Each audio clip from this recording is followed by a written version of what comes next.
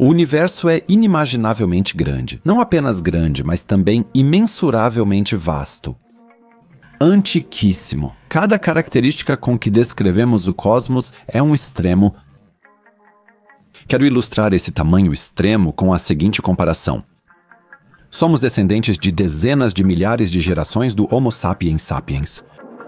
Fazemos parte de um planeta habitado por seres vivos de todos os tamanhos, desde bactérias até enormes baleias azuis.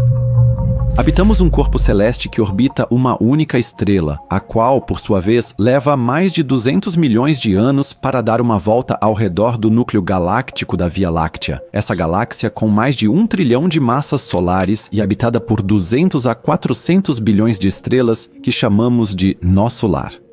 Na verdade, há tantas estrelas aqui que não poderíamos nem contá-las, muito menos visitá-las todas.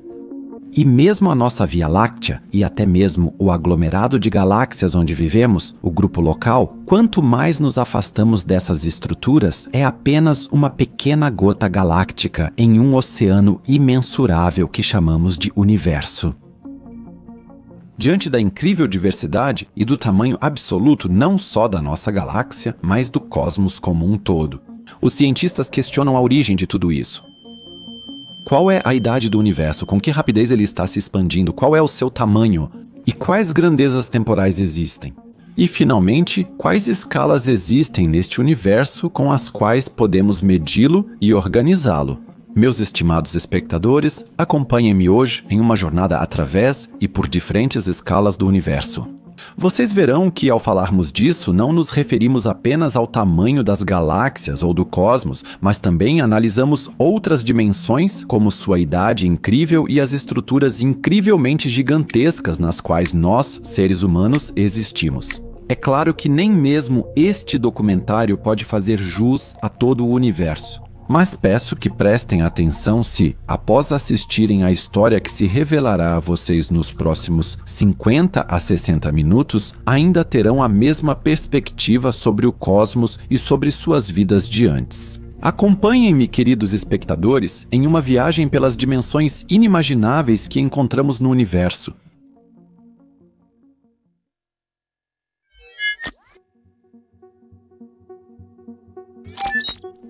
Há várias estimativas sobre as dimensões do universo. Essas variaram muito ao longo do tempo. Se, entre as décadas de 1910 e 1920, ainda se imaginava que o cosmos observável era apenas a Via Láctea, ou seja, realmente só a nossa galáxia, com cerca de 300 mil anos-luz de extensão e infinitamente antiga, esse número foi sendo constantemente revisado para cima ao longo dos anos. Com telescópios cada vez melhores e uma compreensão cosmológica em desenvolvimento, apenas 10 anos depois, estimou-se que o universo tinha 2 bilhões de anos de idade e 280 milhões de anos-luz de extensão. Mas a realidade continuaria frustrando as expectativas dos astrônomos do mundo todo. Ainda na década de 90 do século XX, acreditava-se que o universo tinha 30 bilhões de anos-luz de diâmetro, enquanto em 2006 esse valor foi finalmente ajustado para 94 bilhões de anos-luz e uma idade de cerca de 13,7 a 13,8 bilhões de anos estabelecida como definitiva por hora. Esses dados se baseiam, entre outras coisas, em resultados de pesquisas internacionalmente reconhecidas e não serão questionados aqui. Com todas essas informações e dados, a cabeça da gente até fica tonta, e como ninguém consegue imaginar esses números nem de longe, vamos escolher uma abordagem diferente e avançar de outra maneira. Acima de tudo, surge uma pergunta. O que queremos dizer quando falamos que o universo tem tal tamanho e tal idade? Como definimos essa palavra universo, cosmos ou espaço? Com certeza já podemos constatar uma coisa. O universo está em toda parte e, pelo nome, é abrangente. Ele está presente em cada centímetro cúbico da existência. Ele representa a base absoluta e o horizonte da nossa existência. Sem o universo não existiria o mundo. Um nada que, naturalmente, não conseguimos imaginar. Neste ponto, queremos diferenciar alguns termos e registrar o seguinte. Para fins de organização, dividimos nossa realidade em planeta e espaço sideral. Este último é onde não há planetas nem estrelas. O espaço sideral é praticamente vazio, ou seja, um vácuo, mas ele abrange tudo. No entanto, nele estão todas as coisas que são importantes para nós, incluindo o nosso próprio Sol, a Terra e a Lua. Aqui queremos diferenciar o termo espaço sideral do termo espaço-tempo. O que é realmente esse espaço-tempo, essa palavra que usamos tão naturalmente sempre que falamos sobre astronomia? Como nós, seres humanos, nos consideramos seres racionais, criamos conceitos e sistemas para organizar nossa realidade, tornando tudo mais compreensível e acessível. O espaço não começa simplesmente onde nossa atmosfera termina. Ele nos parece tridimensional e é permeado pelas propriedades de tempo, espaço e gravidade. A constante que se encontra nele é o tempo. Ela é o gatilho da vida, do nascimento e da criação, da morte de galáxias e seres vivos, e também da evolução. O espaço-tempo é comumente entendido como quadridimensional, apesar de nós, humanos, termos grandes dificuldades em imaginar uma quarta dimensão. Para simplificar, vamos considerar que o espaço, assim como um cubo, é tridimensional, sendo o tempo frequentemente chamado de quarta dimensão. E já que estamos falando de espaço-tempo, devemos a relação entre ele e a gravidade a Albert Einstein, que já em 1905, em sua teoria da relatividade especial, disse que massas maiores curvam o espaço-tempo e atraem outras massas. Mais especificamente, as massas se aceleram mutuamente. Pensemos na Terra, que está constantemente sendo acelerada em direção ao campo gravitacional do Sol, mas permanece em sua órbita devido ao seu momento de velocidade. O Sol curva o espaço-tempo de tal forma que todos os outros planetas existem, na depressão gravitacional resultante disso. Os planetas também afetam o Sol. Esse efeito não é relevante do nosso ponto de vista, mas é utilizado, por exemplo, na pesquisa de exoplanetas para encontrar planetas ao redor de estrelas usando o chamado método da velocidade radial. Os planetas puxam a estrela e a estrela balança de acordo. O princípio da gravitação é a força fundamental mais simples e provavelmente a mais importante do nosso universo. Ela domina praticamente tudo no universo, do grande ao pequeno. Desde as interações das menores partículas entre si até a força gravitacional extrema de um buraco negro que despedaça estrelas. A gravidade está em toda parte e até nós, seres humanos, exercemos gravidade uns sobre os outros. E também sobre o nosso planeta. Contudo, por ser extremamente pequena, pode ser amplamente ignorada. Neste ponto, portanto, queremos tentar uma definição abrangente. O universo é todo lugar onde a gravidade também existe. Em todos os lugares do universo existe gravidade. Se em algum lugar não houver gravidade, esse lugar, se é que pode ser chamado de lugar, não deveria existir, ou pertenceria a outro universo, ou estaria em outra dimensão. Portanto, seria um lugar que não pertence ao nosso cosmos. Sem gravidade, nada ocorre no cosmos. E a escala em que estamos lidando aqui é abrangente. É difícil imaginar a abrangência disso. Provavelmente precisaríamos de 10 vezes o número de físicos que trabalham em todas as universidades do mundo para descrever apenas uma fração do que a gravidade influencia. Concluímos que, sem gravidade, não poderia existir um universo como o que conhecemos. Descrevemos e vivenciamos diariamente o espaço-tempo e a gravidade como algo que abrange tudo. E elas apontam para algo que está intimamente ligado a uma descoberta feita por um físico norte-americano no início do século XX. Para isso, vamos voltar no tempo e lidar com algo que até hoje fascina os astrônomos e gera intensos debates.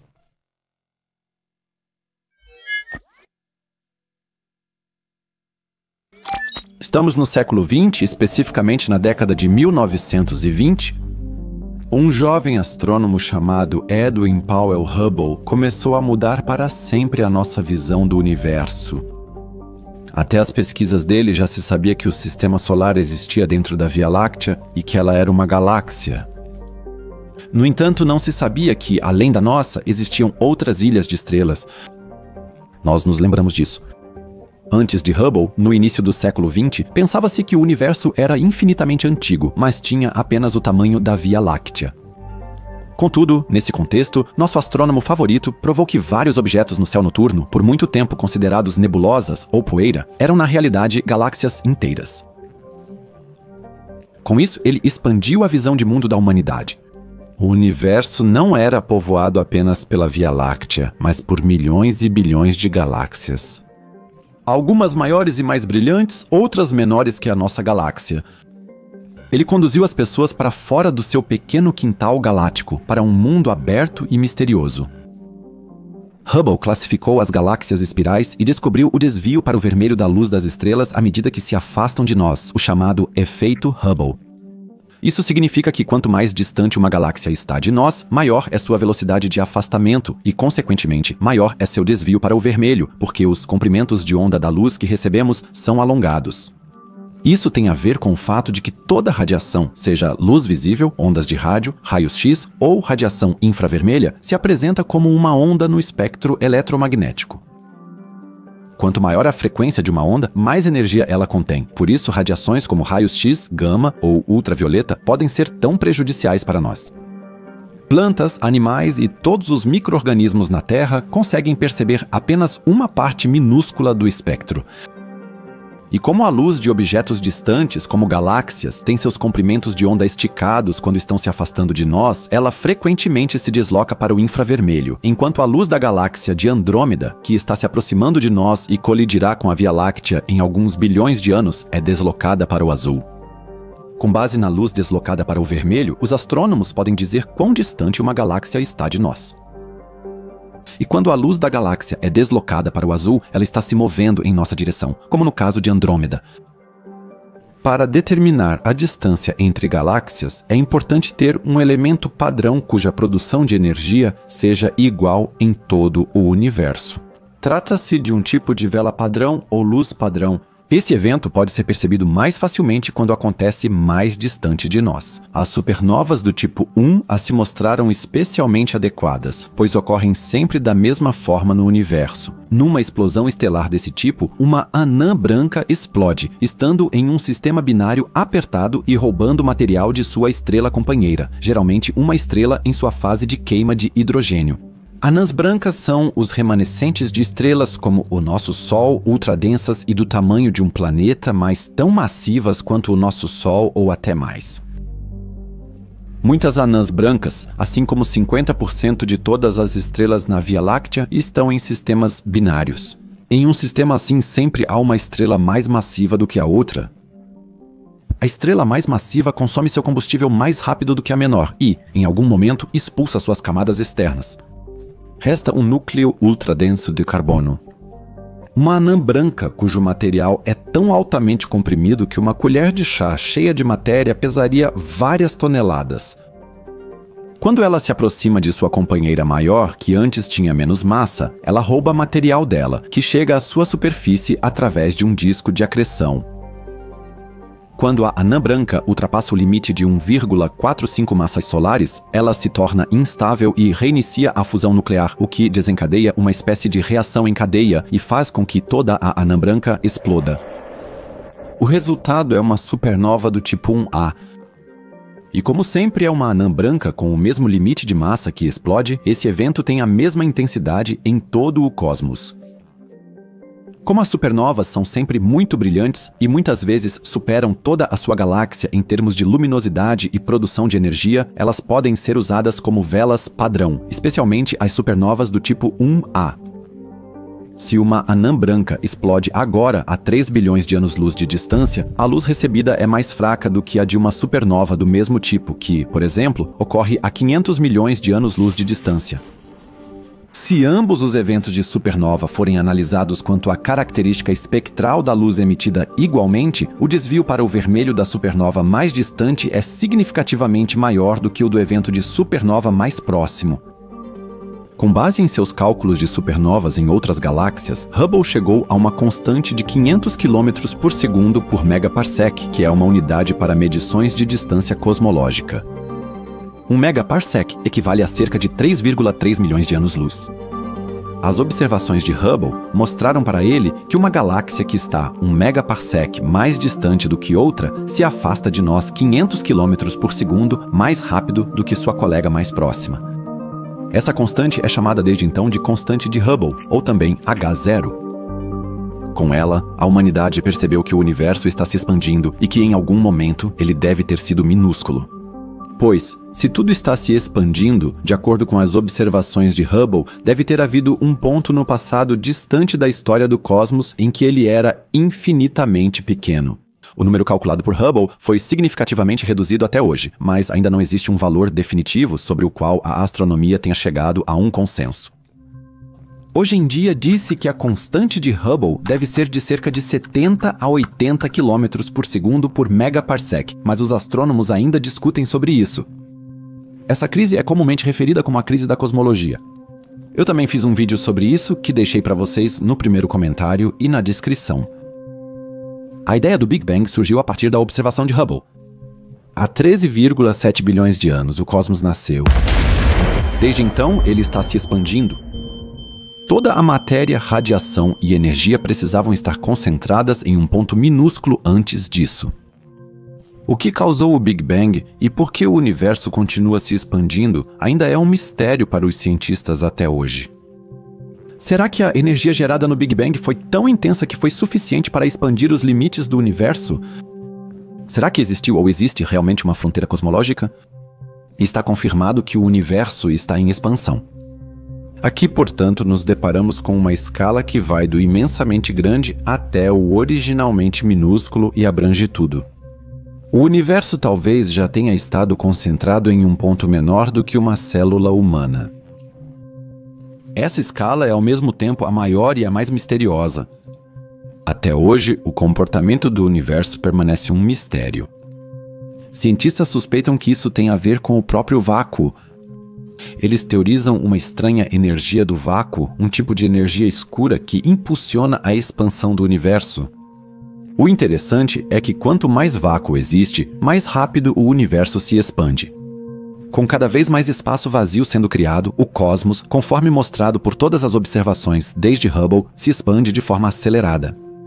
Concretamente, isso significa que uma galáxia a 100 milhões de anos-luz de distância se afasta de nós mais devagar do que 1 a 10 bilhões de anos-luz de distância. Os astrônomos chamam isso de expansão acelerada do universo.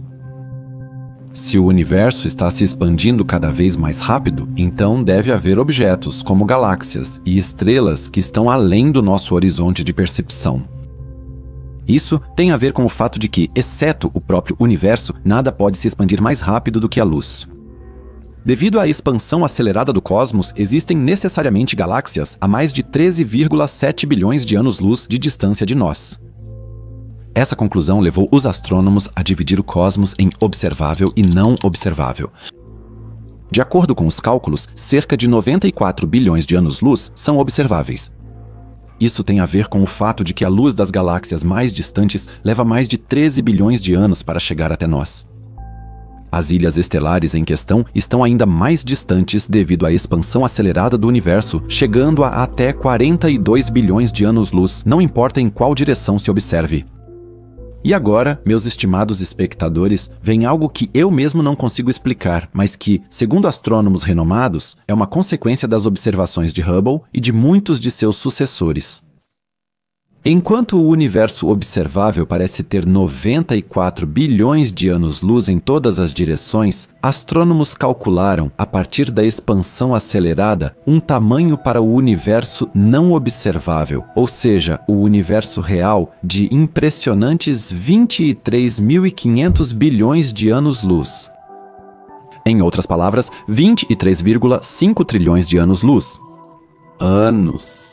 Esse número fabuloso é algo que não conseguimos imaginar nem nos nossos sonhos mais ousados. A parte do universo que podemos observar com nossos telescópios representa apenas 1/250 de todo o cosmos. Essa é uma escala que não conseguimos imaginar racionalmente. E tudo isso, nesses 23,5 trilhões de anos-luz, já esteve concentrado em um ponto infinitamente pequeno. E pode ser que exista uma segunda civilização a 10 trilhões de anos-luz de distância, da qual nunca saberemos, porque a transmissão de sinais na velocidade da luz nem sequer chegaria lá. Portanto, estamos em uma realidade que, mesmo com a velocidade mais rápida e teoricamente disponível, é atravessada por abismos intransponíveis de vácuo vazio, onde de vez em quando um aglomerado de galáxias com suas centenas ou milhares de galáxias ilumina a escuridão. Desde a observação de Hubble, que identificou a nossa Via Láctea como apenas uma entre muitas ilhas de estrelas, até a observação e o cálculo dos astrônomos de que o universo observável tem 94 bilhões de anos-luz de extensão e que o universo verdadeiro e não observável deve ter muitos trilhões de anos-luz se passaram 100 anos. 100 anos nos quais os sinais de rádio enviados pelos humanos viajaram à velocidade da luz, uma distância de apenas 100 anos-luz. 100 anos-luz, que representam apenas uma pequena parte da Via Láctea que está situada em um cosmos imensamente gigantesco. E mesmo esses 100 anos-luz, se realmente quiséssemos explorá-los e viajar por eles, representariam todo o nosso horizonte. Quase tudo neste universo é maior do que os seres humanos, tanto no sentido literal quanto no metafórico. Por isso, agora faremos uma viagem do pequeno ao grande, das menores coisas da Terra até as estrelas, galáxias e estruturas ainda mais gigantescas no cosmos.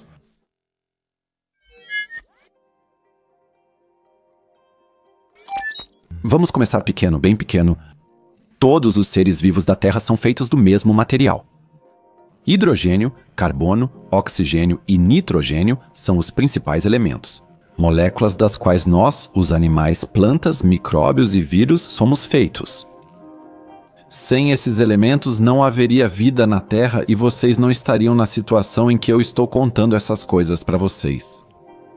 Esses elementos se combinam para formar os blocos fundamentais da vida, os aminoácidos, que por sua vez compõem o DNA. DNA, ou também chamada de ácido desoxirribonucleico, é a sigla para ácido desoxirribonucleico, que também é conhecido como o material genético da vida na Terra. Nele estão armazenadas todas as características da vida, como aparência, altura, número de membros, tipo de locomoção e assim por diante. O ácido desoxirribonucleico está localizado no núcleo das células, tanto animais quanto vegetais, e fica relativamente solto dentro do corpo de um vírus. Tudo que tem alguma relação com a vida possui ácido desoxirribonucleico. Um núcleo celular tem aproximadamente 10 micrômetros de tamanho, o que é cerca de 100 vezes menor que 1 milímetro. No microscópio óptico, o núcleo é geralmente a parte mais visível da célula. A célula, por sua vez, é um pouco maior que o seu núcleo e mede, em média, 25 micrômetros, o que é aproximadamente 40 vezes menor que 1 milímetro. Se continuarmos ampliando a escala, rapidamente chegaremos a coisas que podemos ver a olho nu. A cabeça de um pequeno prego tem cerca de 1 milímetro de largura, enquanto uma formiga é 5 vezes maior. Para um animal desses, um ser humano deve parecer uma montanha. Em termos de comprimento, os seres humanos, com uma altura média de talvez 180 centímetros, são 360 vezes maiores do que uma formiga. E agora vamos comparar isso com como nos sentimos quando estamos diante de uma montanha realmente alta. O Mont Blanc, a maior montanha da Europa Central, tem uma altura de 4.810 metros. É como se empilhássemos de 2 a 3 mil pessoas em pé umas sobre as outras. E então temos o Monte Everest, o ponto mais alto da Terra, com mais de 8 quilômetros. E se compararmos o Monte Everest com a Terra, ele é menor do que uma formiga em relação a uma pessoa. A Terra tem um diâmetro de 12.742 quilômetros, sendo mais de 1.400 vezes maior que a montanha mais alta do planeta. É aqui que entramos nas escalas realmente interessantes. Nosso planeta é o maior corpo terrestre do Sistema Solar. No Equador, nosso planeta gira a cerca de 1.670 km por hora. Isso equivale a quase 500 metros por segundo. Nas nossas latitudes, a velocidade de rotação da Terra ainda é de 1.000 km por hora. Ela viaja a cerca de 107.208 km por hora ao redor do Sol. Isso equivale a quase 30 km por segundo. Embora existam naves espaciais e sondas que realmente são mais rápidas, é necessário muita energia e algumas assistências gravitacionais de planetas para levar naves ou sondas a essa velocidade. Em comparação, Mercúrio, o corpo celeste mais próximo do Sol, orbita a uma velocidade de 47 km por segundo, sendo um dos mais rápidos do Sistema Solar. Apenas alguns asteroides atingem velocidades de mais de 50 a 70 km por segundo e, por isso, possuem uma velocidade ainda maior. A Terra é um grande corpo celeste, mas empalidece diante dos gigantes do Sistema Solar. Os planetas gasosos Júpiter, Saturno, Urano e Netuno são todos muito mais massivos do que a Terra. Júpiter, por exemplo, possui mais de 300 vezes a massa da Terra e, durante a formação do Sistema Solar, há 4,6 bilhões de anos, acumulou tanto material que pesa mais do que o dobro de todos os outros corpos celestes juntos. O rei dos planetas é o príncipe gravitacional do Sistema Solar. O rei ou a rainha, obviamente, é o nosso Sol. Com mais de 330 mil massas terrestres e 1.400.000 quilômetros de diâmetro, ela está no centro gravitacional do Sistema Solar. Se colocássemos a Terra no lugar de Mercúrio no sistema planetário, o Sol ocuparia quase todo o céu e queimaria impiedosamente tudo em nosso planeta. Nosso sistema solar significa tudo para nós, seres vivos, mas ele também é apenas parte de elementos ainda maiores do universo, coisas que nos deixam em reverência diante de sua grandiosidade.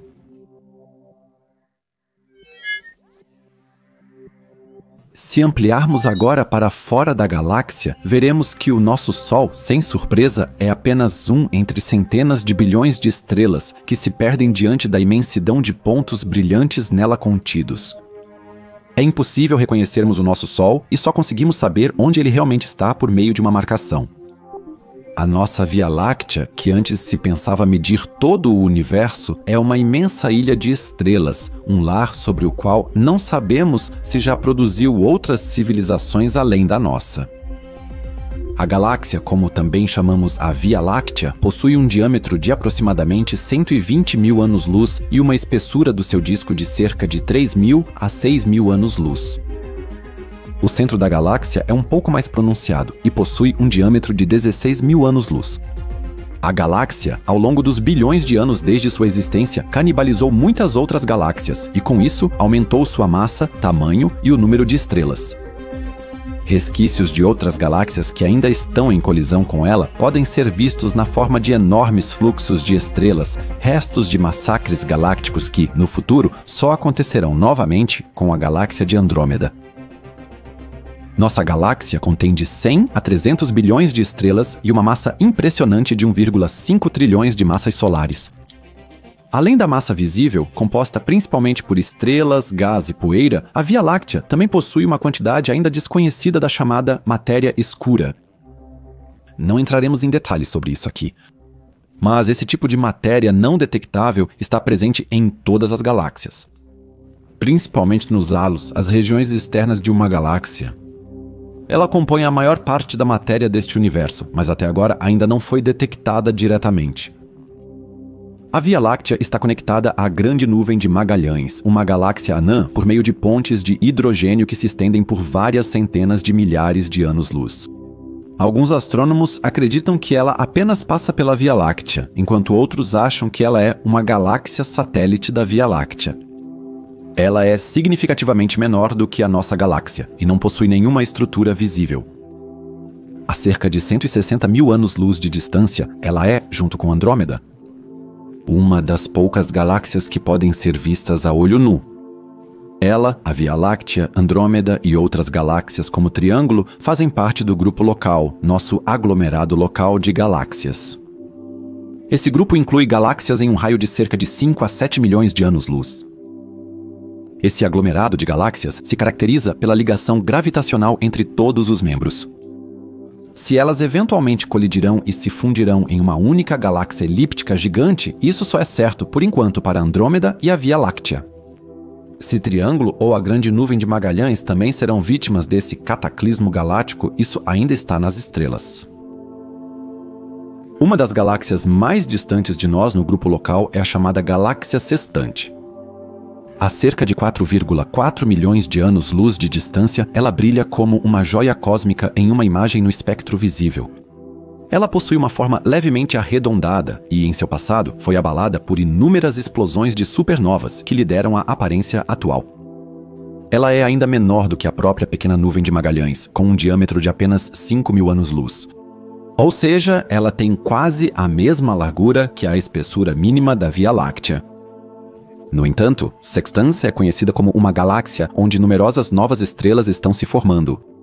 Isso pode ser observado nas extensas regiões avermelhadas de formação estelar, que a Via Láctea também possui, porém não tão próximas entre si como em sextans.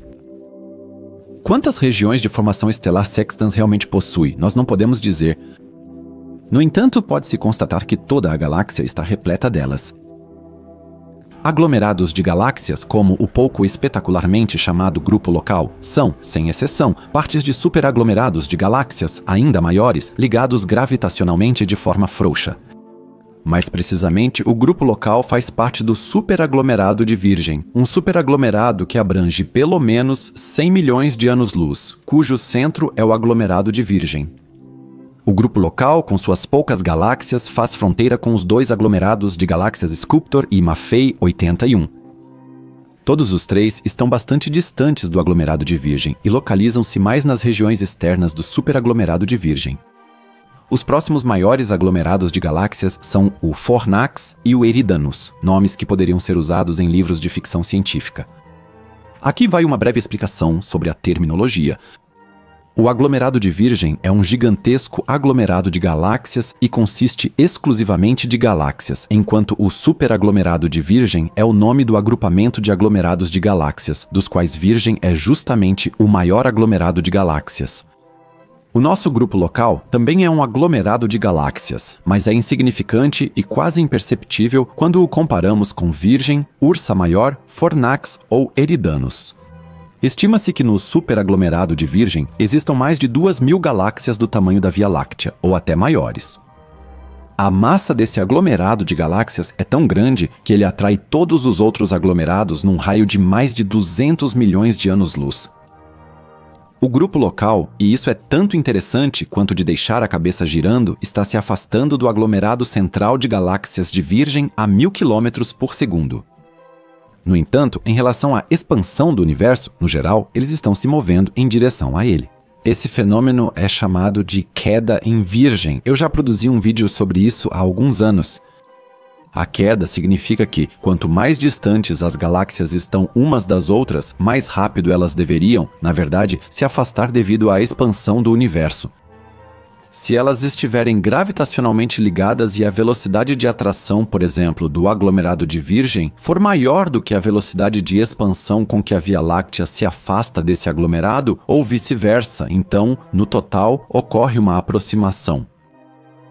Vendo pelo outro lado, seria assim: os aglomerados de galáxias até se atraem gravitacionalmente, mas estão tão distantes uns dos outros que, por causa da expansão do cosmos, acabam se afastando mais rápido do que conseguiriam se aproximar pela gravidade. Por isso também o termo em inglês infall, que significa queda ou entrada, e descreve que o nosso aglomerado de galáxias e seus vizinhos estão penetrando na região espacial do aglomerado de Virgem.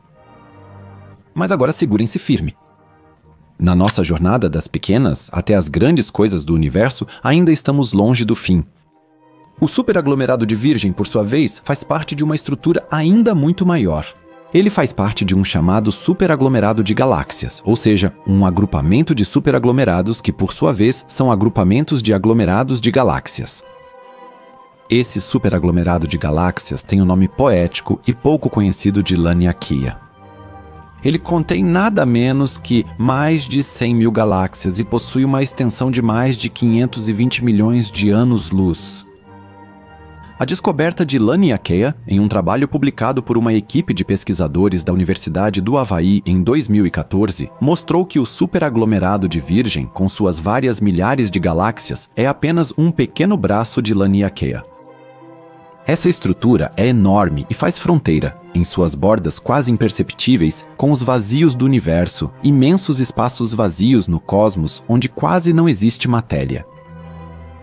Em um mapa desses superaglomerados de galáxias, Laniakea está colorido de amarelo e vemos que nosso lar de superaglomerado de galáxias é apenas um entre muitos outros agrupamentos de superaglomerados e superaglomerados de galáxias no universo.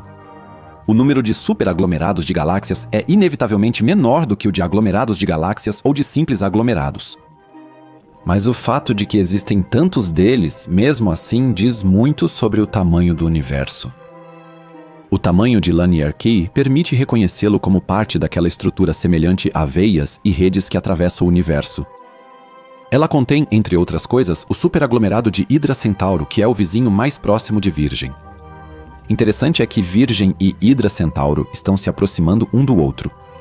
Contudo, eles estão a mais de 140 milhões de anos-luz de distância um do outro, e é incerto se algum dia irão se encontrar devido à expansão do universo. Ufa, ter Laniakea acumular já soa muito bem. Vocês querem trocar dados de endereço com alguém? Vocês podem dizer, eu sou Laniakiano, pois moro no superaglomerado de galáxias Laniakea. Mais especificamente, sou um virgonês, pois pertenço ao superaglomerado de Virgem. Por vezes, também me vejo como parte do grupo local. E para ser ainda mais preciso, sou um habitante da Via Láctea. Isso já seria uma ideia bem complicada, não? Mas se vocês acham que vamos parar por aqui, tenho que decepcioná-los. Ainda vai mais além. Em 1990, astrônomos descobriram o Grande Atrator, um superaglomerado de galáxias. Ele se revelou como uma das estruturas mais massivas do universo observável, possuindo uma massa impressionante de 10 quatrilhões de massas solares e está a cerca de 150 a 200 milhões de anos-luz da Terra, do superaglomerado de Virgem. E agora vem o grande detalhe: o superaglomerado de Virgem, o grupo local e outros aglomerados de galáxias, ou seja, basicamente toda a Laniakea, aparentemente estão se movendo a mais de 2 milhões de quilômetros por hora em direção a essa concentração de massa. O centro gravitacional do Grande Atrator está localizado no aglomerado de galáxias Norma, um agrupamento de ilhas estelares que provavelmente tem a massa de várias milhares de galáxias, superando em massa o superaglomerado de Virgem, que é o agrupamento de aglomerados de galáxias do qual o grupo local também faz parte. Norma em si é difícil de ser observada da Terra, pois o aglomerado está atrás do plano da Via Láctea e, ao observarmos, só conseguimos ver uma pequena parte dessa monstruosidade.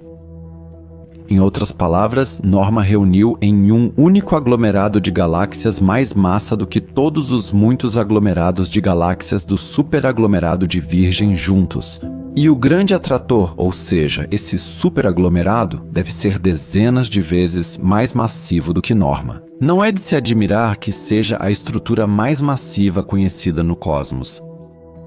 No entanto, é preciso dizer também que a existência do Grande Atrator é muito controversa na comunidade científica, pois ela é postulada apenas com base no movimento do grupo local, do aglomerado de Virgem e de outros aglomerados de galáxias nessa direção. Todavia, os cientistas afirmam que somente o Grande Atrator não bastaria para explicar o movimento dos aglomerados. Por isso, muitos suspeitam da existência de estruturas tão grandes quanto Norma, ou até mais massivas, que poderiam fazer parte do Grande Atrator, atraindo implacavelmente os aglomerados de galáxias em nossa vizinhança e que, mais uma vez, estão ocultas pelo plano da Via Láctea. Assim, uma equipe de cientistas da Universidade da Austrália, liderada por Lister Stavely Smith, anunciou na última década a descoberta de nada menos que 883 galáxias ocultas atrás da Via Láctea, na região do Grande Atrator. No entanto, essas galáxias, localizadas a 250 milhões de anos-luz de nós, ainda não forneceram a explicação esperada, pois não eram massivas o suficiente para explicar a estranha massa gigantesca geralmente atribuída ao Grande Atrator. Mas não importa o quão gigantescas, massivas ou monstruosas em termos gravitacionais essas enormes estruturas do universo sejam, todas elas fazem parte das maiores estruturas do universo, os chamados filamentos. Podemos imaginar esses filamentos como uma rede galáctica que atravessa todo o cosmos. As dimensões desses filamentos chegam a bilhões de anos-luz. Eles provavelmente se estendem até além do cosmos conhecido, ou seja, além desses 94 bilhões de anos-luz, para a parte não observável do universo. A existência dos filamentos se deve à gravidade, aquela força primordial que atrai tudo. Mais especificamente, eles refletem as flutuações de densidade que devem ter existido logo após o Big Bang e que podem ser encontradas na radiação cósmica de fundo do universo, como pequenas diferenças de temperatura. Nesses pontos formou-se.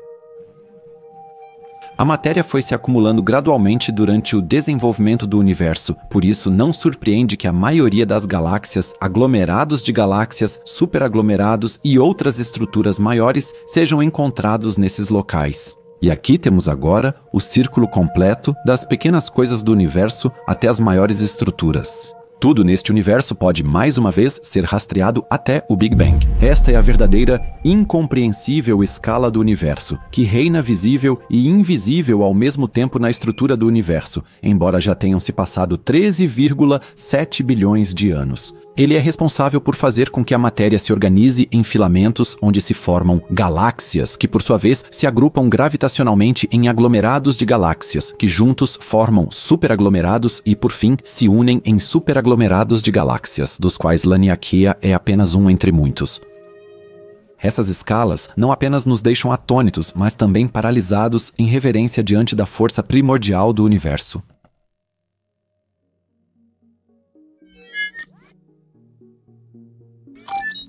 Neste documentário, até agora, analisamos escalas que, por um lado, tratam das forças fundamentais do cosmos e, por outro, abordam as dimensões do universo, tanto pela expansão quanto pelo tamanho impressionante de objetos como galáxias ou superaglomerados de galáxias. Mas e quanto ao tempo, essa característica fundamental do cosmos que sempre segue em uma única direção? A resposta para isso é simples. A escala do tempo pode ser encontrada em todo o cosmos. Portanto, poderíamos começar em qualquer momento, mas queremos começar no ano 2000 antes do nascimento de Cristo. Estamos no início do Neolítico.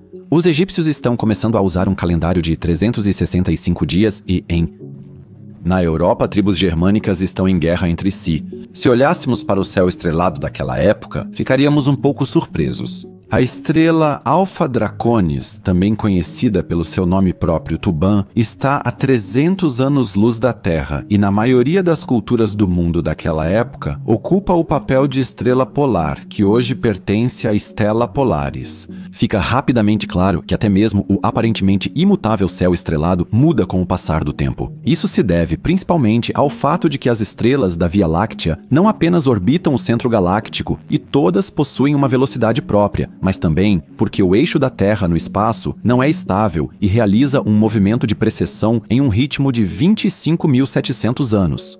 Devemos imaginar isso como um peão que gira, mas que de vez em quando balança um pouco. O centro do seu eixo se desloca um pouco por causa disso. O mesmo acontece com a Terra. De 2.800 até cerca de 1.300 a.C., por isso, Tuban era a estrela polar do norte da Terra. A partir de cerca de 850 a.C., ele foi substituído por catálogo de Henry Draper 4.892 e catálogo de Henry Draper 4.803 na constelação da Girafa e pela estrela Kochab, também conhecida como Beta Umi. No entanto, há alguns séculos, a estrela Polaris, também chamada de Alpha Umi, está no aparente centro do céu. Se, por exemplo, observarmos um lapso de tempo de uma noite, veremos que o céu parece girar ao redor dessa estrela. Assim, com o passar de longos períodos, o céu noturno se transforma. Por exemplo, em alguns milhares de anos, a estrela dupla Alpha Centauri A e B chegará mais perto do sistema solar.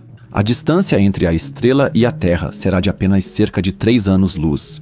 Ele será então uma das estrelas mais brilhantes do céu e depois continuará se afastando do sistema solar. Os períodos de tempo de que estamos falando aqui parecem longos para nós, humanos. Desde que Tuban foi a estrela polar da Terra, centenas de gerações de vidas humanas se passaram. Nossa vida cultural e nossa tecnologia deram saltos rápidos nesse período. Mas os astros parecem não se impressionar com isso, pois eles se moveram apenas de forma muito gradual. Se ampliarmos um pouco a escala e olharmos para outros objetos do céu noturno, veremos não apenas estrelas ou planetas, mas também galáxias. Na época de Hubble, elas ainda eram posicionadas dentro da nossa Via Láctea e eram chamadas de nebulosas espirais. Ao defini-las como galáxias próprias, o universo não só ficou maior, mas também significativamente mais antigo. Vamos dar uma olhada na galáxia do Redemoinho, que está a cerca de 25 milhões de anos-luz de distância. Uma das galáxias mais fotogênicas que o universo tem a oferecer, na minha opinião, objetiva e modesta. No fim de 2004, o Hubble registrou um exemplar clássico de galáxia espiral. Como a água escoando por um ralo, as estrelas parecem fluir para o centro da galáxia. A galáxia possui os braços espirais mais marcantes e definidos já observados em uma ilha estelar. Ela é atravessada por centenas de regiões de formação estelar, onde novas estrelas são formadas a partir de gás e poeira. Novos mundos estão sendo formados em todos os lugares onde a galáxia apresenta manchas avermelhadas. Além da Whirlpool, há outra galáxia menor, que não tem forma definida e que, com um olhar atento, identificamos como uma galáxia anã. As duas ilhas estelares estão prestes a se fundir, com a Whirlpool despedaçando a galáxia menor. Todos os eventos que aconteceram aqui, na verdade, devemos expressar no passado. E estamos vendo a história do universo se desenrolar diante de nós. Essa não é a atual galáxia do Redemoinho. Como a luz dessa ilha estelar levou 25 milhões de anos-luz para chegar até nós, estamos vendo o passado do cosmos, o passado dessa galáxia. Não podemos saber como é a aparência atual e real da galáxia do Redemoinho, nem quais características ela possui agora. Em 25 milhões de anos, até mesmo uma galáxia como essa mudaria bastante. Mas o que são 25 milhões de anos no contexto geral da história do cosmos? O Sol leva mais de 200 milhões de anos para orbitar o centro da Via Láctea. Se voltássemos 3 voltas galácticas do nosso astro central, nem sequer encontraríamos vida multicelular na Terra. Desde o surgimento do Sol, ele talvez tenha dado apenas 20 voltas completas pela galáxia. Períodos de tempo que são tão inimagináveis para nós quanto as distâncias gigantescas com as quais lidamos neste vídeo. Como mencionado, quando fazemos astronomia, olhamos para o passado. Por isso podemos chamar essa ciência também de paleontologia da luz ou arqueologia da luz. Nada do que vemos no universo acontece ao mesmo tempo do nosso ponto de vista. Portanto, percebemos o cosmos de certa forma de maneira temporalmente distorcida. Sem essa característica fundamental, não poderíamos provavelmente nem existir. Depois que essa característica da astronomia foi descoberta, os astrônomos se perguntaram até onde realmente podemos olhar para o passado do universo e quais instrumentos precisamos para isso. Quando o telescópio espacial Hubble foi lançado ao espaço há mais de 30 anos e gerações inteiras ficaram maravilhadas com as imagens incríveis capturadas pelo telescópio, alguns astrônomos pensaram: e se tentássemos encontrar os objetos mais antigos do universo? Os equipamentos definitivamente estavam disponíveis com o telescópio Hubble, mas na execução ainda havia incertezas. Como encontrar galáxias tão antigas que sua luz só deveria chegar até nós de forma muito fraca? Uma equipe de pesquisadores se dedicou a isso de 3 de setembro de 2003 até o dia 16, janeiro de 2004. Em 4 meses e meio, eles observaram com o Hubble uma região do céu que, da perspectiva da Terra, correspondia a cerca de 1/10 do diâmetro da Lua no céu ou cerca de 1/40 milionésimo de todo o céu. Os astrônomos tiraram 800 imagens individuais dessa região do céu, com um tempo de exposição total de cerca de 11,3 dias. Eles esperavam encontrar algumas galáxias que teriam se formado logo após o Big Bang. E eis que surgiu aquela que talvez seja a foto mais importante já tirada pelo Hubble. Nessa região do céu, do tamanho de um grão de areia, foram descobertas dezenas de milhares de galáxias, a maioria formada apenas centenas de milhões de anos após o Big Bang. Essa imagem mostra as galáxias mais distantes e, portanto, as mais fracas em brilho do universo conhecido. O Hubble Ultra Deep Field, como uma espécie de registro indo para o cosmos ultra distante de uma região do céu do tamanho de um grão de areia, mostra o quão imensurável o universo deve ser. Se examinássemos cada região do céu por um tempo semelhante com telescópios, provavelmente descobriríamos trilhões de ilhas de estrelas que preenchem todo o cosmos observável. Compreender completamente o significado dessa imagem provavelmente é impossível até para os melhores astrônomos. Cada uma dessas galáxias possui estrelas como a Via Láctea, ou seja, centenas de bilhões delas. Nesta imagem, portanto, vemos centenas de trilhões de estrelas onde a vida poderia ter se desenvolvido. Algumas galáxias são claramente visíveis. As galáxias mais jovens observáveis estão a apenas centenas de milhões de anos-luz de distância. Ao dar zoom na imagem, mais ou menos onde está a galáxia espiral amarela, os astrônomos encontraram uma galáxia muito pouco brilhante e deslocada para o vermelho. Por muito tempo foi considerada a ilha estelar mais antiga já encontrada. Ela tem cerca de 13 bilhões de anos e está a uma distância equivalente de 13 bilhões de anos-luz da Terra. Mais precisamente, ela estava a 13 bilhões de anos-luz da Terra quando emitiu a luz. Agora ela está muito mais distante, pois quanto mais longe ela está, mais rápido se afasta de nós. Essa imagem fez história, mas ainda levaria cerca de 2 décadas até que esse recorde fosse superado novamente. O telescópio espacial James Webb foi lançado ao espaço em dezembro de 2021 e desde então está localizado no ponto de Lagrange 2 do sistema Terra-Sol. Sua missão científica de fato iniciou-se em julho de 2022. Como uma das suas primeiras imagens, foi escolhido o aglomerado de galáxias SMACS 0723. Nele, há centenas de ilhas estelares a cerca de 4 a 6 bilhões de anos-luz de distância. Esse aglomerado já tinha sido registrado pelo Hubble. Graças ao Webb, os cientistas obtiveram uma imagem detalhada do cosmos de 4,5 bilhões de anos atrás. Uma das galáxias foi capturada acidentalmente pelo telescópio. O telescópio captou a luz emitida pela ilha estelar praticamente de passagem.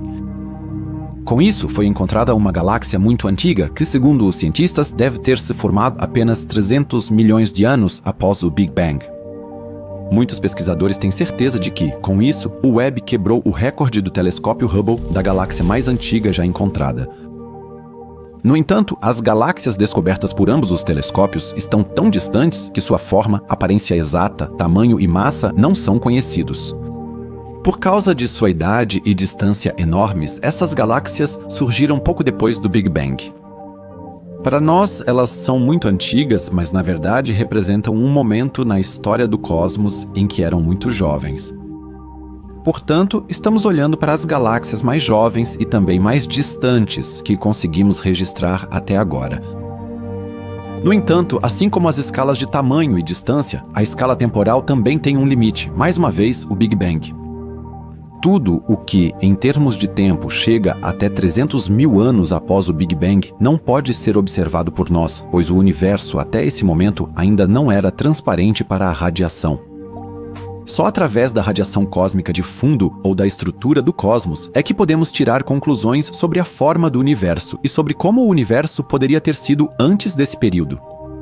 Isso também implica que mesmo com telescópios de ponta, como o James Webb ou o Extremely Large Telescope, ainda em construção no Chile, nunca seremos realmente capazes de alcançar o verdadeiro início do espaço e do tempo.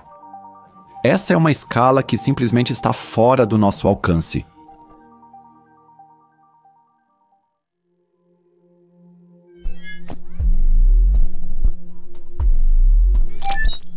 Gravidade, expansão, distância, tamanho e tempo. Essas são escalas que conhecemos hoje.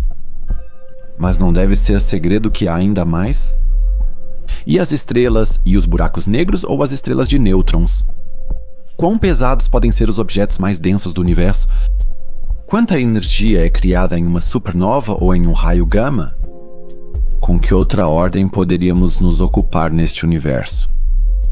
Vimos que o universo observável não é maior do que 94 bilhões de anos-luz, mas o universo não observável deve ter dezenas de trilhões de anos-luz de tamanho. Essa parte do cosmos está se afastando de nós a uma velocidade superior à da luz e contém estrelas, galáxias e planetas que provavelmente nunca poderemos observar ou detectar. O universo como um todo sempre permanecerá oculto para nós. E não importa o quanto olhemos para o passado, sempre haverá uma parte do universo que parece escapar à ciência devido à sua enorme distância de nós ou às suas propriedades estranhas. Da mesma forma, observamos que somos apenas uma parte de algo muito maior. Estamos situados em um filamento do universo composto por superaglomerados de galáxias, que contém aglomerados de galáxias e assim sucessivamente. Laniakea, Virgem, Fornax, Escultor ou Eridanos são nomes que soam futuristas ou míticos, com os quais lidamos aqui. Eles representam não apenas escalas indescritíveis, mas também, em última análise, o nosso lar. Igualmente incríveis são as distâncias e as ordens de grandeza de tempo que conhecemos. Com toda razão, podemos afirmar que já entendemos bastante do universo e que provavelmente o descrevemos muito bem em suas propriedades mais fundamentais.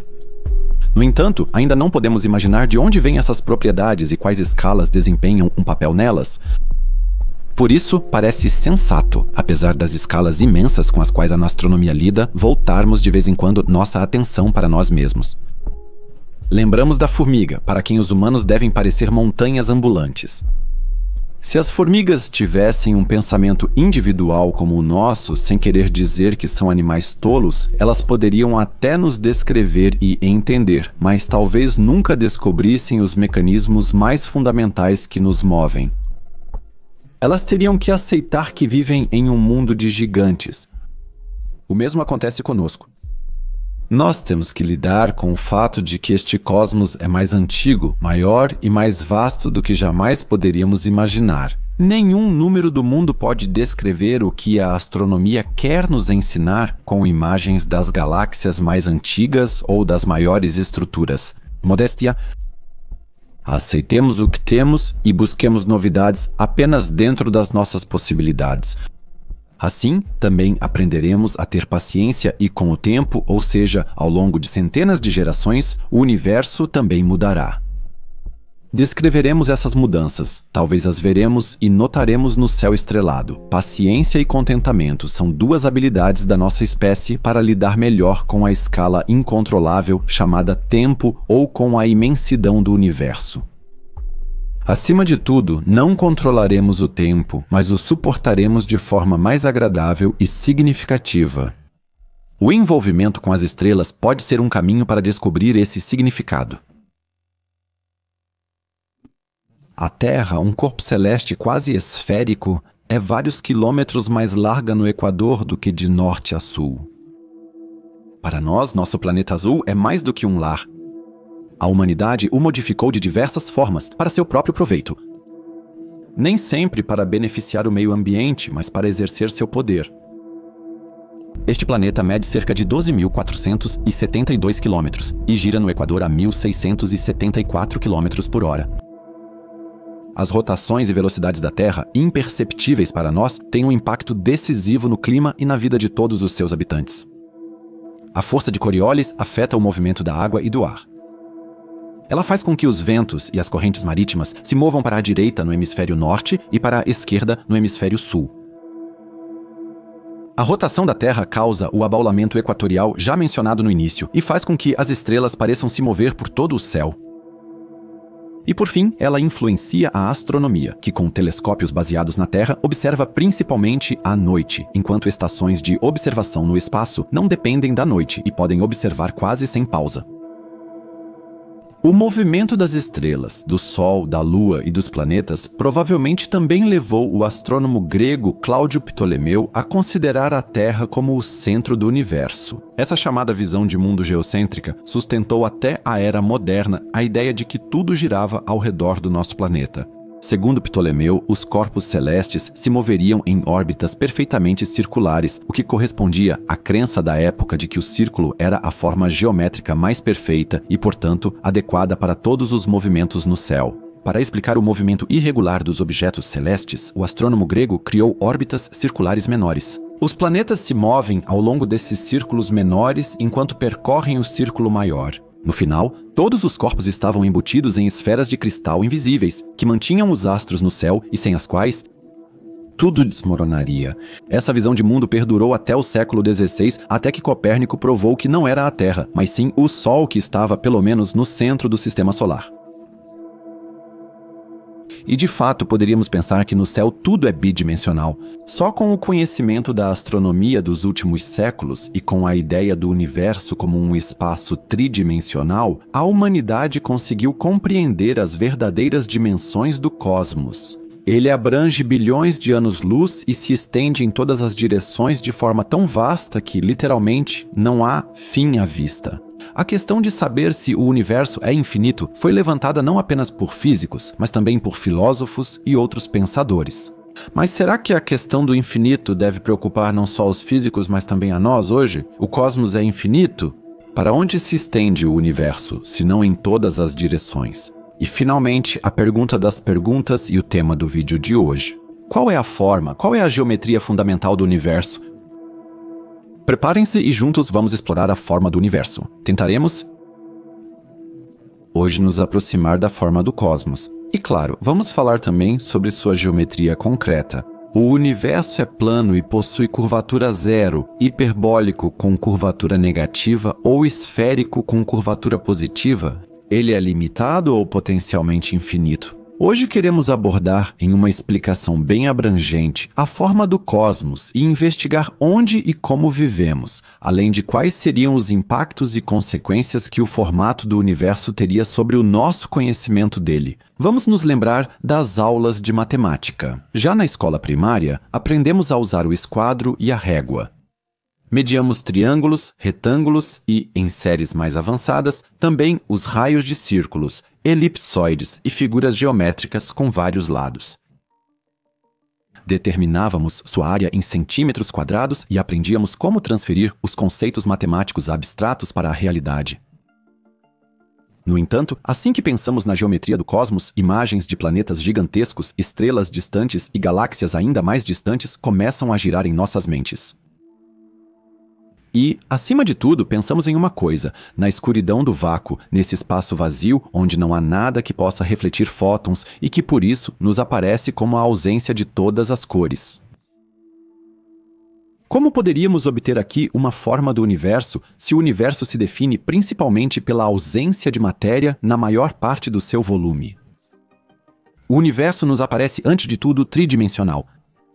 A Terra, satélites e sondas espaciais se movem em 3 eixos pelo espaço, mais uma dimensão temporal sem a qual o movimento não seria possível. Quando algo se move, o tempo passa, e em um universo completamente parado ou sem vida e matéria, provavelmente, o tempo nem existiria. Nós dividimos o tempo com base no movimento da Terra. Uma rotação da Terra equivale a cerca de 24 horas, um ano equivale a uma volta ao redor do Sol. Ampliando ainda mais, podemos falar de um ano galáctico, quando o Sol completa uma volta ao redor do núcleo da Via Láctea. Mas aqui já nos deparamos com um período de tempo cujas dimensões são enormes. A Terra orbita o Sol cerca de 230 milhões de vezes antes do Sistema Solar completar uma volta pela galáxia. Nas escalas de galáxias, aglomerados de galáxias e superaglomerados, porém, o tempo nos parece congelado. Quando observamos a galáxia Andrômeda com binóculos ou um telescópio, ela parece permanecer colada no céu. Mas os astrônomos sabem com certeza que ela está se movendo em direção à Via Láctea a uma velocidade de mais de 950 mil quilômetros por hora, e vice-versa. Ambas as galáxias estão gravitacionalmente ligadas, mas os períodos de tempo em que a aproximação e, finalmente, a fusão desempenham um papel são anormais. Levará bilhões de anos até que essas duas ilhas de estrelas se encontrem. Uma vida humana não é suficiente nem mesmo para perceber uma mudança perceptível no tamanho de Andrômeda no céu noturno. Ao falarmos sobre a geometria do cosmos e períodos de tempo aparentemente eternos, também nos referimos a escalas gigantescas. Os astrônomos lidam, nas maiores escalas, com as mudanças estruturais do universo no espaço e ao longo do tempo. Quando exploramos o espaço sob a ótica da teoria da relatividade geral, ele não é visto como um pano de fundo rígido, mas sim como um campo dinâmico, que é curvado pela presença de massa e energia. Essa curvatura se manifesta na gravidade que sentimos e na trajetória da luz e da matéria pelo universo, além de influenciar o fluxo do tempo. Por isso, falamos também de espaço-tempo, pois massas realmente grandes desaceleram o tempo ao curvarem o espaço. Se trouxermos a geometria para isso, falamos de um cosmos plano, com curvatura zero, uma curvatura positiva em forma de colina ou uma curvatura negativa. Um universo plano segue as leis euclidianas da geometria. Esse é um sistema matemático que foi formulado pelo matemático grego antigo Euclides. Ele lida com as propriedades geométricas de planos e espaços tridimensionais. Na geometria euclidiana, valem as regras comuns para ângulos, distâncias e comprimentos. Um universo com curvatura positiva é fechado em si mesmo, como a superfície de uma esfera. Por outro lado, um universo com curvatura negativa se expandiria em forma de cela. Queremos analisar mais detalhadamente as diferentes formas. Para entender como chegamos a essas conclusões sobre a forma do cosmos, vamos analisar a pesquisa que as tornou possíveis. No dia 30, No dia 30 de junho, a Administração Nacional da Aeronáutica e Espaço lançou o satélite Sonda de Anisotropia de Microondas Wilkinson, que significa Sonda de Anisotropia de Microondas Wilkinson, com o objetivo de medir as flutuações de temperatura da radiação cósmica de fundo em microondas, também conhecida como radiação cósmica de fundo em microondas, que também vamos utilizar neste vídeo. Nomeado em homenagem ao físico David Wilkinson, o sonda de anisotropia de microondas Wilkinson tinha a missão de entender a geometria, a composição e a idade do universo através da análise da radiação cósmica de fundo em microondas. O satélite foi colocado em órbita ao redor do segundo ponto de Lagrange, também chamado de L2, a cerca de 1,5 milhões de quilômetros da Terra, para minimizar as interferências da Terra e da Lua. No L2, e pelos mesmos motivos, também está localizado o telescópio espacial James Webb. Os instrumentos do sonda de anisotropia de microondas Wilkinson mapearam a radiação cósmica de fundo com resolução e sensibilidade inéditas em todo o céu. Os dados coletados contribuíram muito para a compreensão atual do universo. O mapa detalhado das anisotropias da radiação cósmica de fundo permitiu uma medição precisa das flutuações de densidade que levaram à formação das grandes estruturas no universo. As flutuações de densidade estão impressas na radiação cósmica de fundo. Elas são uma impressão do estado do universo cerca de 300 mil a 380 mil anos após o Big Bang. Apesar desses períodos serem longos para a compreensão humana, cientistas consideram isso como pouco após o Big Bang. Após o Big Bang, cosmólogos calcularam uma expansão extremamente rápida do universo que diminuiu ao longo de milhões de anos, mas que nos primeiros centenas de milhares de anos ocorreu de forma desproporcionalmente acelerada. Nesse momento, o universo já tinha vários milhões, talvez até bilhões de anos-luz de extensão. Mas se não partirmos do Big Bang, o universo não teria então uma forma esférica, se essa flutuação quântica inicial que desencadeou o Big Bang, ou seja lá o que causou o Big Bang, fez com que toda a matéria se expandisse em todas as direções ao mesmo tempo?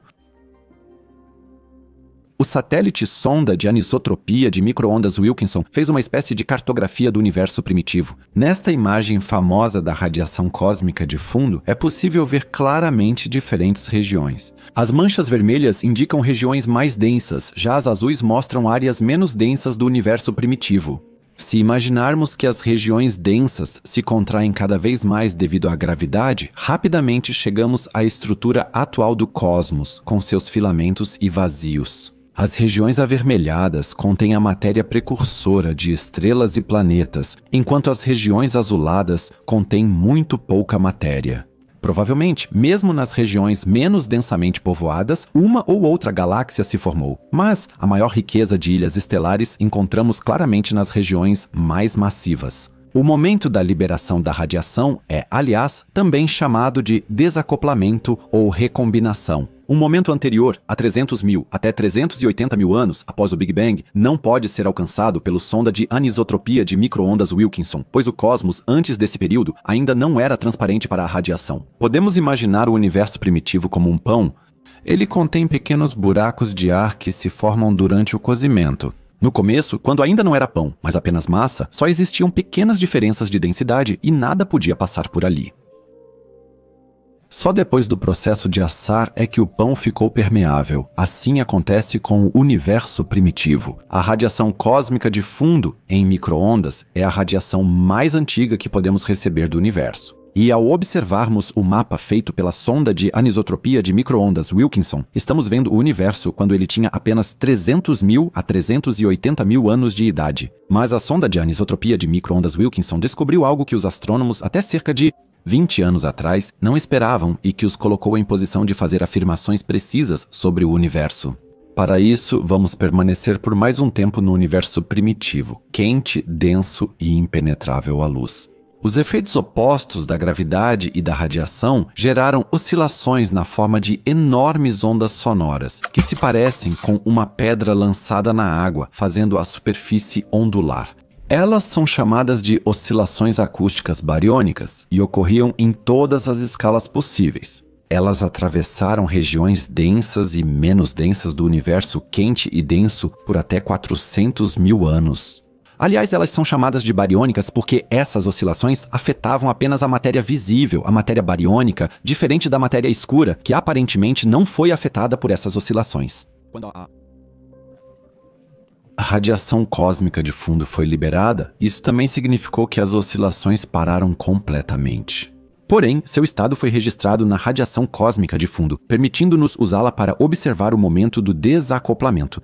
Não sabemos quanto tempo esse momento durou e se aconteceu simultaneamente em todos os lugares. O que sabemos com certeza é que a radiação cósmica de fundo nos oferece uma visão única de um momento possivelmente muito breve no tempo, que ocorreu apenas entre 300 mil e 380 mil anos após o Big Bang. Essas oscilações podem ser bem representadas com a ajuda do chamado espectro de potência, que basicamente mostra a frequência das manchas em diferentes tamanhos.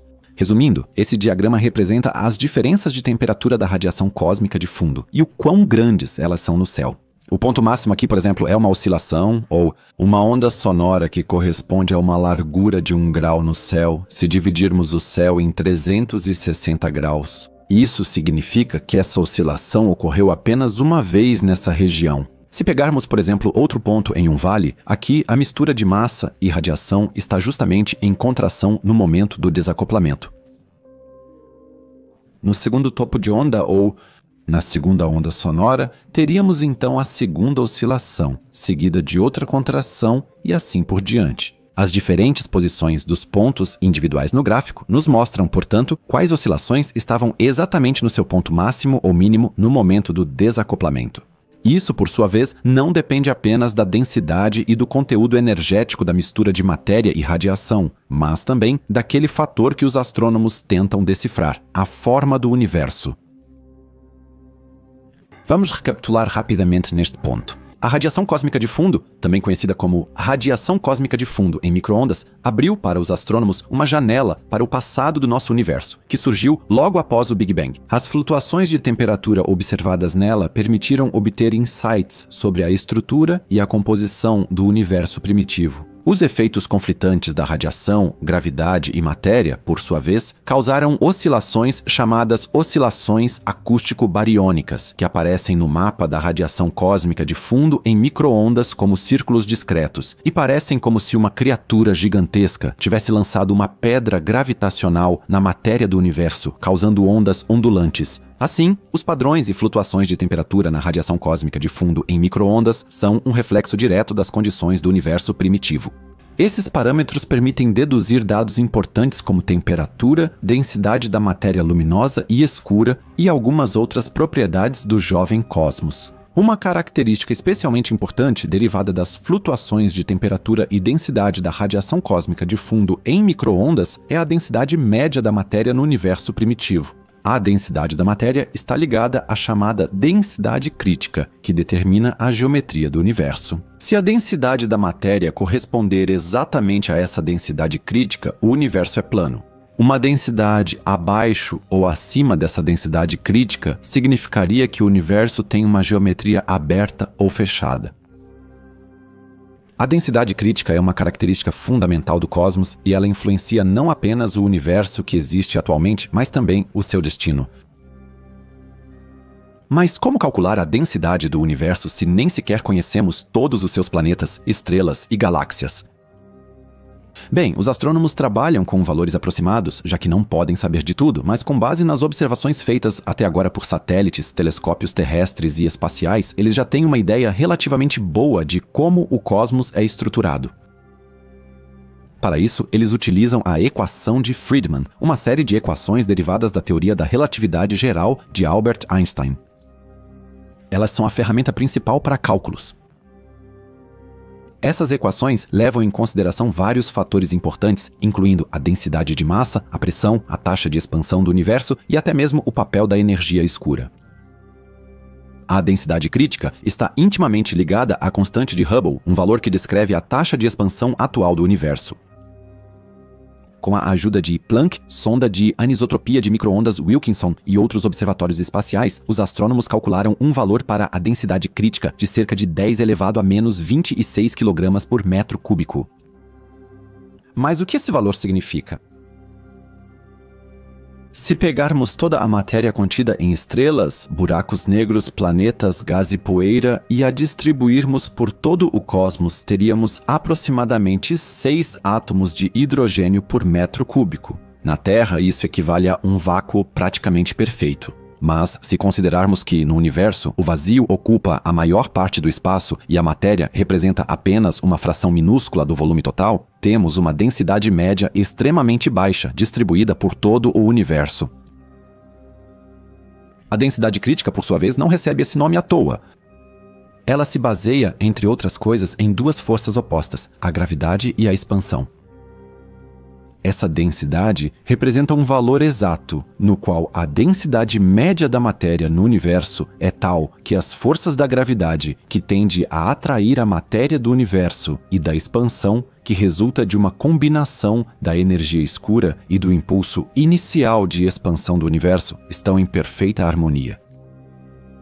Em um estado assim, no qual a densidade do universo corresponde exatamente à densidade crítica, não há excesso nem falta de nenhuma das forças e a expansão do universo ocorre em um ritmo estável.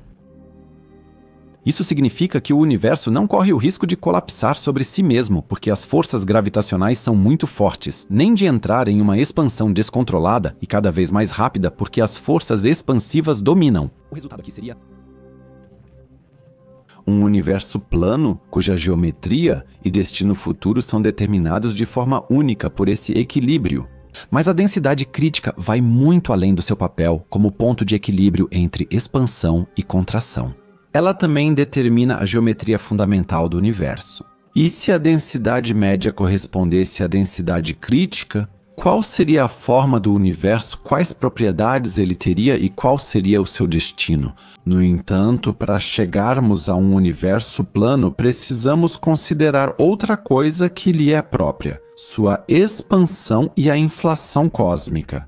Sem exagero, podemos dizer que o universo é incrivelmente gigantesco. Sua vastidão pode ser expressa na seguinte imagem: os dois pontos mais distantes dentro dele nunca tiveram tempo para se comunicar um com o outro. E, no entanto, a teoria do Big Bang e da inflação nos diz que esses dois pontos, em algum momento da história do cosmos, devem ter estado tão próximos um do outro que a radiação de um pôde alcançar o outro e vice-versa. Mas, em algum momento de sua evolução, o cosmos decidiu aumentar sua expansão em alguns níveis e, por um tempo, expandiu-se de forma extremamente rápida. Na verdade, a taxa de expansão foi acelerada de tal forma que, em apenas algumas centenas de milhões de anos, o cosmos se tornou uma estrutura incrivelmente vasta, gigantesca e extensa, se é que podemos usar a palavra estrutura em relação ao universo. A radiação cósmica de fundo em micro-ondas nos mostra que todos os objetos no universo já estiveram próximos o suficiente para se misturarem de forma quase perfeitamente uniforme. Desculpe, né? Eu disse objetos? 300 mil a 380 mil anos após o Big Bang, ainda não se pode falar em objetos.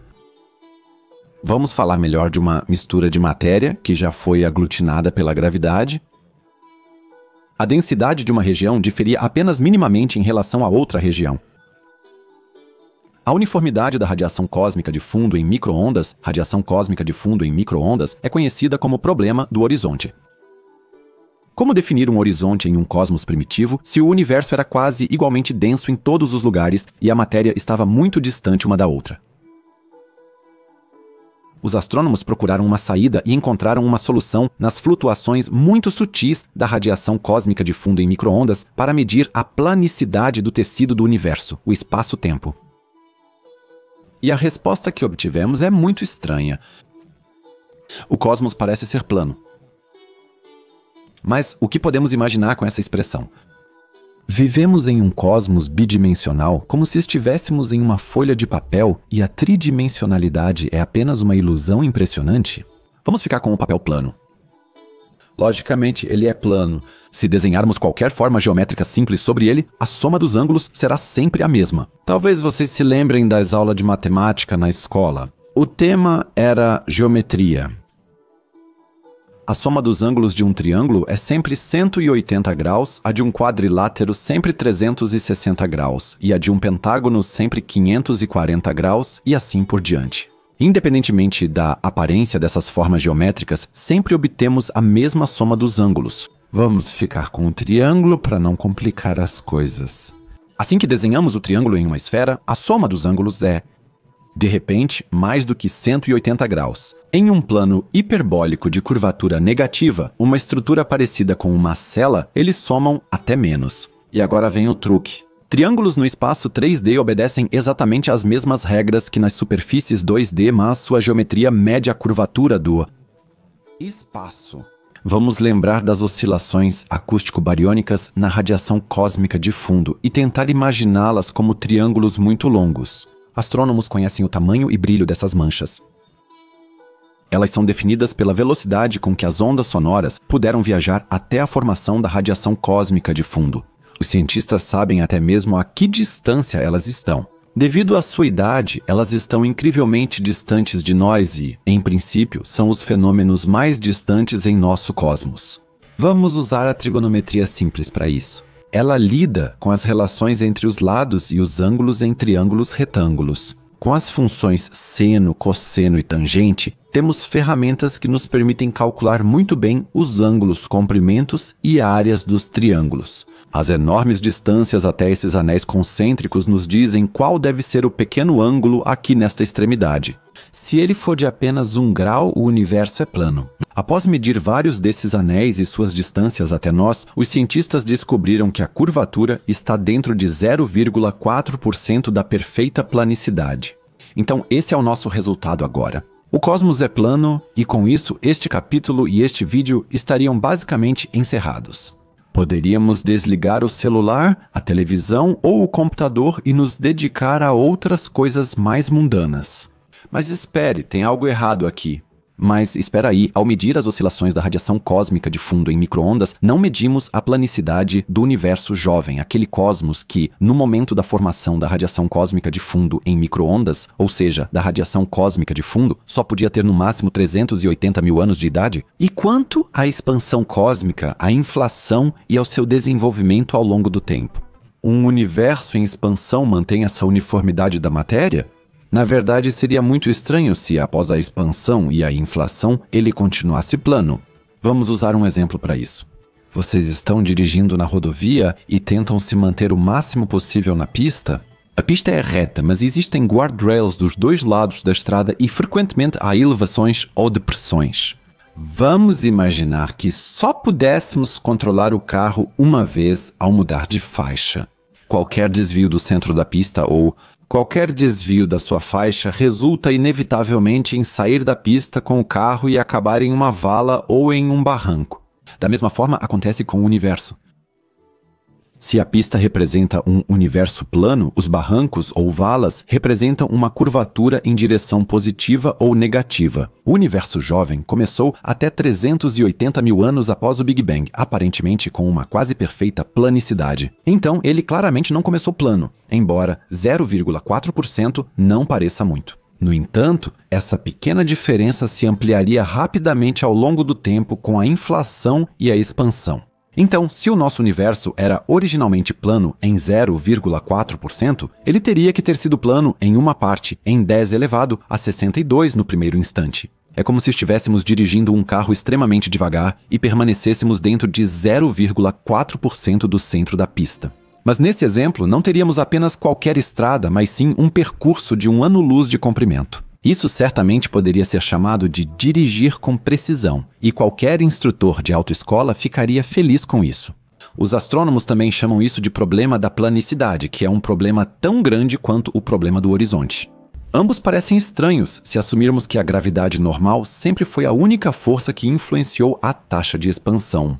Nós precisamos de algo que tenha impulsionado uma expansão enorme, de modo que o universo fique muito maior, muito mais rápido do que seria possível apenas com a gravidade normal.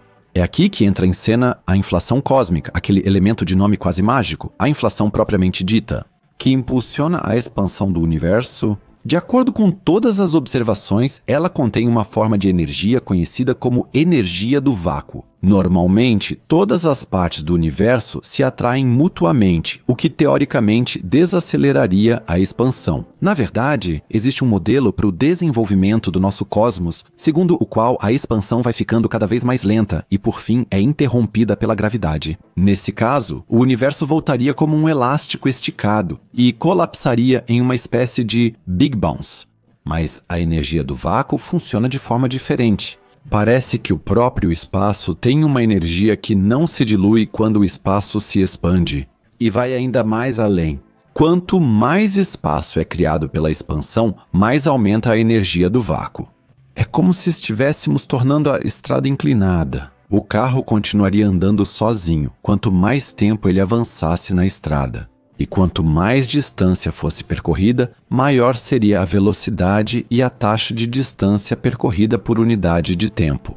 Mas nem a teoria geral da relatividade de Einstein, nem qualquer outra teoria, nos dizem o que é essa coisa que aparentemente impulsiona a expansão do universo. Aparentemente ela existe e, ao que tudo indica, é uma propriedade do próprio espaço. Isso é inflação, como também podemos observar hoje no cosmos atual. Os astrônomos também mencionam a expansão acelerada do universo. Mas a verdadeira inflação cósmica inicial após o Big Bang foi muito mais intensa, algo que não conseguimos imaginar nem de longe. Ela talvez se refira ao momento em que a radiação pôde viajar livremente pelo universo e o universo se tornou significativamente menos denso, ou seja, a recombinação ou algum outro ponto muito anterior no desenvolvimento do universo. Independentemente do momento, está certo que nem mesmo em um piscar de olhos em um intervalo de 10 elevado a menos 32 segundos, um número tão pequeno, tão microscópico, que corresponde a 1/10 de uma bilionésima, de uma bilionésima, de uma bilionésima de segundo, o espaço se expandiu em 10 elevado a 26 vezes, ou seja, 100 trilhões de vezes, ou 100 mil trilhardas de vezes. É assim que a planicidade funcionaria. A inflação começa com um minúsculo pedaço de espaço que é quase perfeitamente plano. E então ele é inflado enormemente para preservar a planicidade. O problema do horizonte também é resolvido. O pequeno pedaço original tinha exatamente o tamanho certo para preservar a uniformidade da radiação cósmica de fundo, mas uma vez expandido ou inflado, se quisermos imaginar esse espaço antes de sua inflação cósmica ultra rápida, após o Big Bang como uma espécie de balão, cada vez mais desvios dessa planicidade inicial começaram a ocorrer.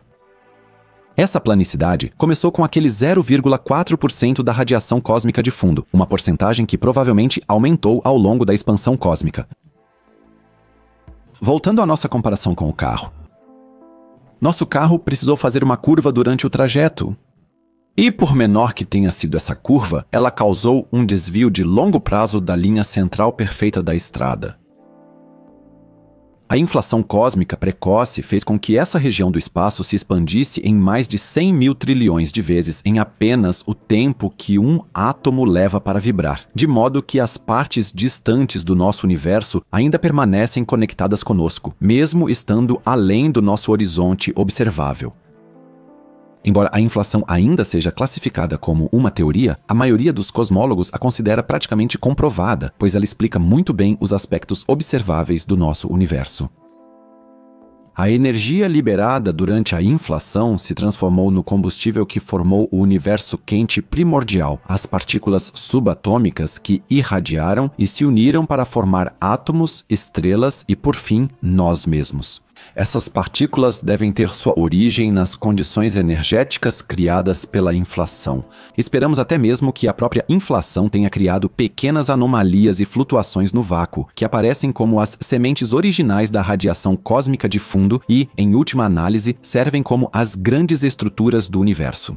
Essa ideia poderia não apenas explicar de onde vêm as galáxias, mas também por que elas estão organizadas da maneira que estão. A inflação cósmica talvez seja a explicação mais estranha e maravilhosa de toda a cosmologia e demonstra a precisão magistral do universo.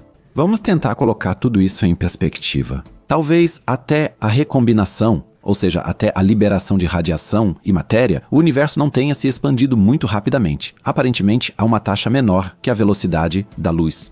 Em algum momento, provavelmente antes do desacoplamento ou Na recombinação, o cosmos atingiu um ponto em que se expandiu para 100 mil trilhões de vezes o seu tamanho.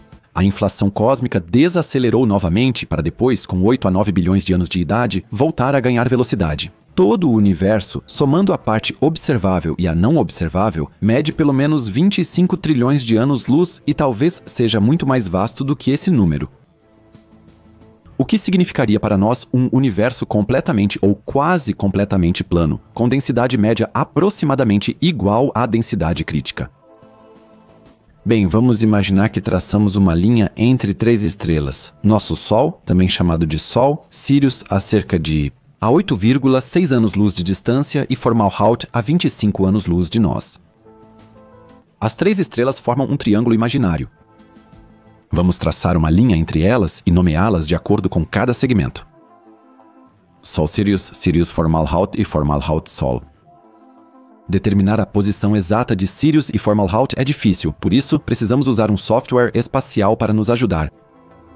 O Celeste indica que a distância entre essas estrelas é de cerca de 28 anos-luz. Agora temos nossas 3 distâncias. Se medirmos os ângulos entre essas distâncias, teremos 180 graus. Mesmo se medíssemos os ângulos das linhas imaginárias da Via Láctea para outras galáxias, provavelmente sempre resultaria em 180 graus. Até mesmo triângulos com lados de muitos bilhões de anos-luz de comprimento teriam essa soma. Não importa qual distância esteja diante de nós, nada muda. Esse é um universo plano. Poderíamos voar em linha reta e nunca desviaríamos dessa linha. Ela seria perfeitamente reta. Nosso carro na pista só seguiria em linha reta. A única questão aqui seria se a pista teria um fim ou se estenderia infinitamente à nossa frente. O universo tem um fim aqui? O universo com curvatura zero é infinito? Em um universo plano assim, os caminhos da luz e da matéria seguem a geometria euclidiana, e linhas paralelas nunca se aproximam nem se afastam uma da outra. Teoricamente, um universo plano pode ser finito ou infinito. 2 carros andando paralelamente nunca se cruzariam nem se afastariam um do outro. Eles andariam lado a lado até o fim dos tempos ou do universo e nunca se tocariam. Esse entendimento já fez parte do modelo cosmológico padrão. Observações do sonda de anisotropia de micro-ondas Wilkinson-Planck e outros satélites que medem o fundo de micro-ondas apoiam esse modelo. No entanto, a questão de saber se um universo plano é finito ou infinito ainda permanece em aberto. Alguns modelos sugerem que ele é infinito e se estende ilimitadamente em todas as direções. Em um universo infinito não haveria borda e ele se estenderia constantemente em todas as direções. No entanto, outros modelos podem descrever um universo finito, mas plano, que se curva sobre si mesmo, semelhante à superfície de um touro, mas sem a introdução de uma curvatura positiva ou negativa.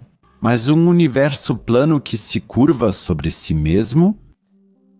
Um universo plano que se curva sobre si mesmo é baseado no conceito de uma topologia não trivial. Na geometria euclidiana, que corresponde a um universo plano, vocês podem imaginar que as linhas se estendem infinitamente em todas as direções. Por outro lado, em uma topologia não trivial, essas linhas poderiam se comportar como se estivessem se entrelaçando em um nível superior.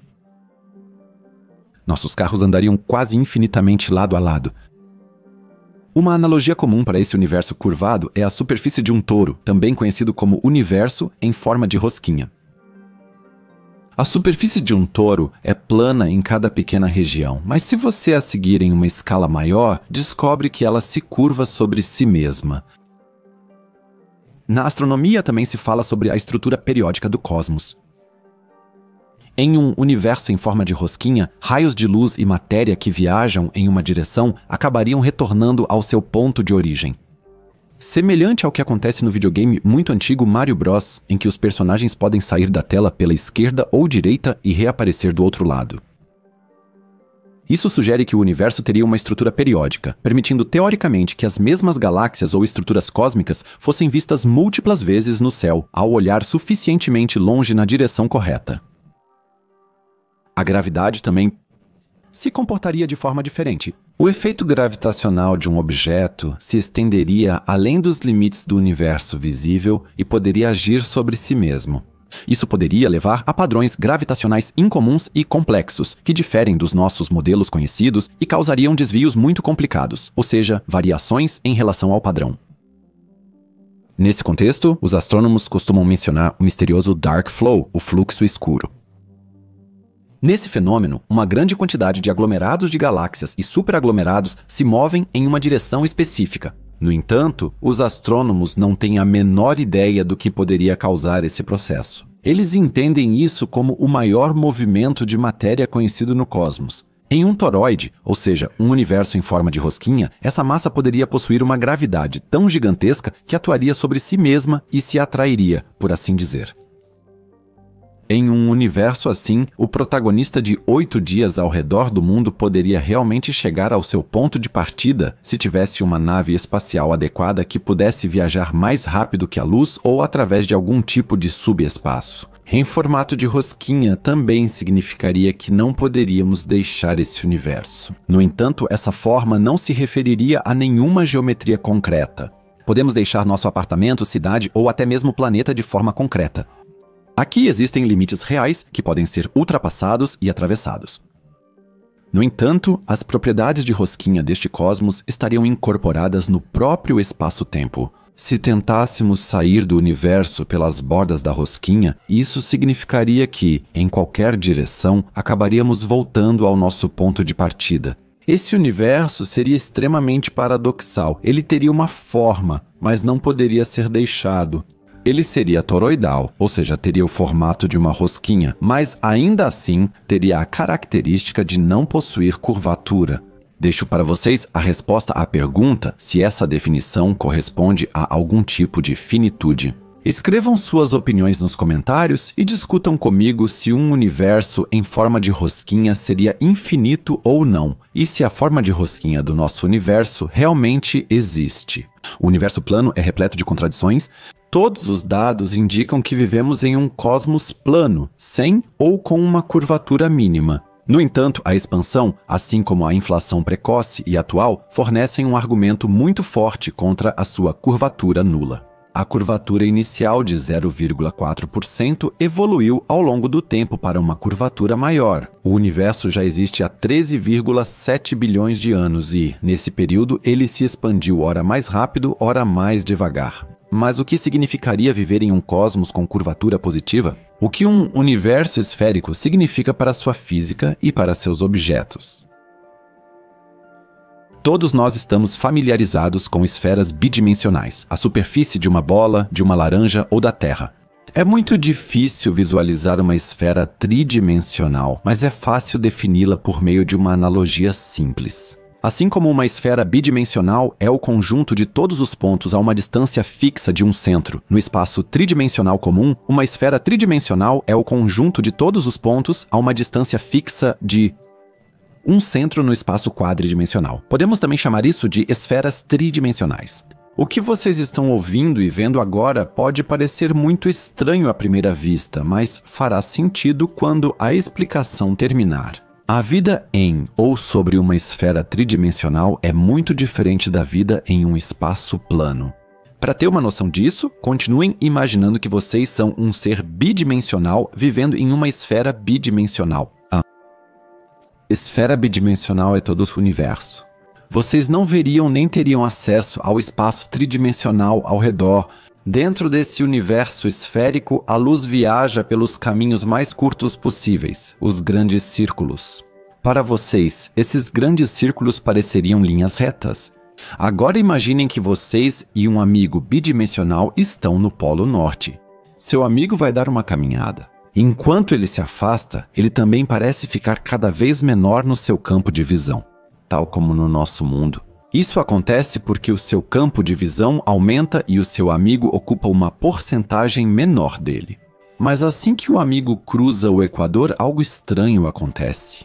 Quanto mais longe ele se afasta de vocês, maior ele parece. Isso acontece porque a porcentagem que ele ocupa no seu campo de visão volta a aumentar. Se ele estivesse a apenas 10 metros do Polo Sul, vocês o veriam à mesma distância como se ele estivesse a apenas 10 metros de vocês. E quando ele chegar ao Polo Sul, vocês poderiam vê-lo em todas as direções, de modo que ele preencheria todo o seu horizonte visual. E fica ainda mais estranho. Se ninguém estiver no Polo Sul, vocês veriam a si mesmos. Isso acontece porque a luz que sai de vocês dá a volta inteira na esfera até chegar de volta a vocês. Isso se aplica diretamente à vida dentro da esfera tridimensional. Cada ponto na esfera tridimensional tem um ponto oposto, e se houver um objeto lá, veremos isso como todo o pano de fundo, como se fosse o céu. Se não houver nada lá, veríamos a nós mesmos como pano de fundo, como se nosso exterior estivesse aplicado em um balão, depois virado do avesso e inflado para preencher todo o horizonte. Embora a esfera tridimensional seja o modelo básico para a geometria esférica, ela não é o único espaço desse tipo. Assim como criamos diferentes espaços planos cortando um pedaço do espaço euclidiano e colando, podemos construir espaços esféricos colando um pedaço adequado de uma esfera tridimensional. Cada uma dessas formas coladas terá um efeito de espelho, semelhante ao touro, onde se você viajasse sempre em linha reta, acabaria retornando ao seu ponto de partida. Mas mesmo os mais narcisistas entre nós normalmente não se veem como pano de fundo para todo o céu noturno. Mas assim como no touro plano, o fato de não vermos um fenômeno não significa que ele não possa existir. Nosso universo observável pode ser apenas um minúsculo ponto de um cosmo de 3 esferas, e nós não conseguiríamos ver a parte não observável. Se pensarmos no início do universo, isso também significaria que pouco tempo após o Big Bang, poderíamos ver uma galáxia várias vezes. As estrelas dentro delas preencheriam todo o horizonte e o céu seria brilhante, quase infinitamente claro. Mas qual é a diferença em relação ao universo em forma de rosquinha? Neste, um fóton poderia teoricamente retornar à sua origem se o cosmos não fosse tão vasto a ponto de a luz não ter atravessado nenhuma fração de sua região não observável desde o início.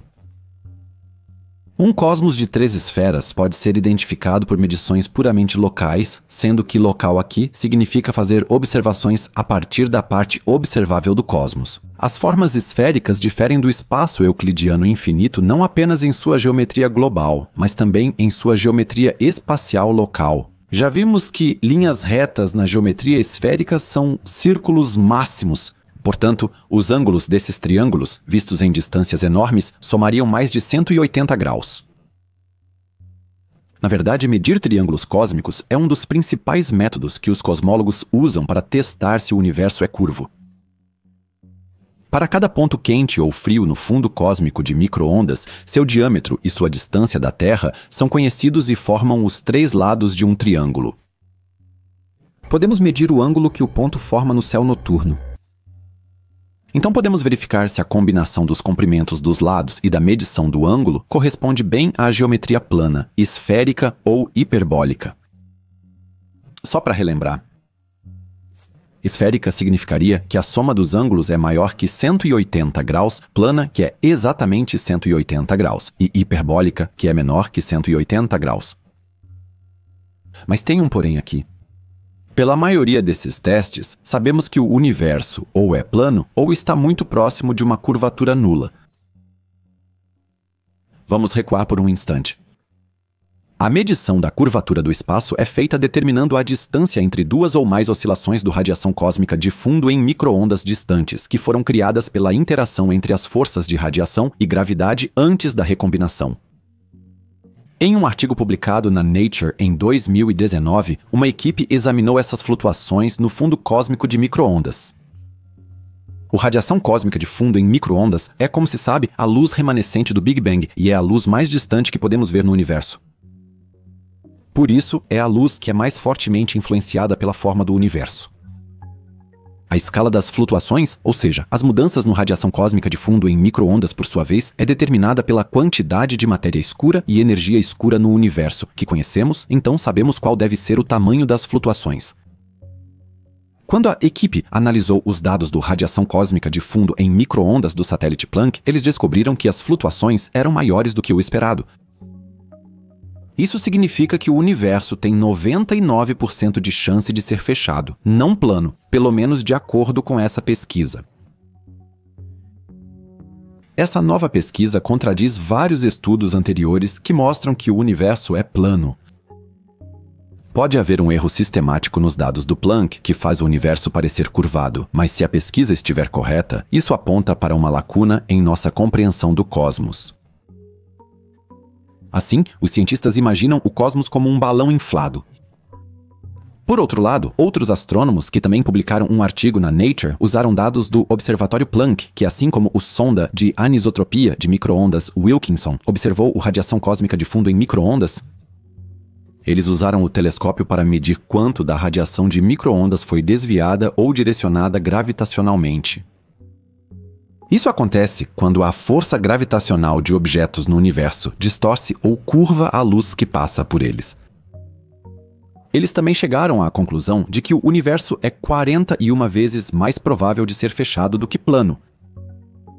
Após analisar os dados, a segunda equipe de pesquisadores descobriu que os resultados eram incompatíveis com o modelo de universo plano. Eles observaram muita luz intensamente curvada. Em outras palavras, eles encontraram mais desvio gravitacional do que o esperado e previram que o universo poderia ser curvo ou fechado. Os cientistas acreditam que esses resultados apontam para um enigma cosmológico que torna ainda mais difícil entender como o universo está se expandindo. Porém, um aspecto fascinante do cosmos condiz com os resultados de suas pesquisas. A expansão inflacionária do universo, ou seja, sua expansão acelerada, não combina muito com um universo plano. Por outro lado, a expansão é ainda mais difícil de explicar com um universo esférico. É tão grave que a equipe de pesquisa chamou isso de uma espécie de crise cosmológica, não confundir com o desacordo entre os astrônomos sobre a taxa de expansão do universo, a constante de Hubble, que também é chamada de crise da cosmologia. Aliás, tem um vídeo extremamente detalhado sobre esse assunto no meu canal.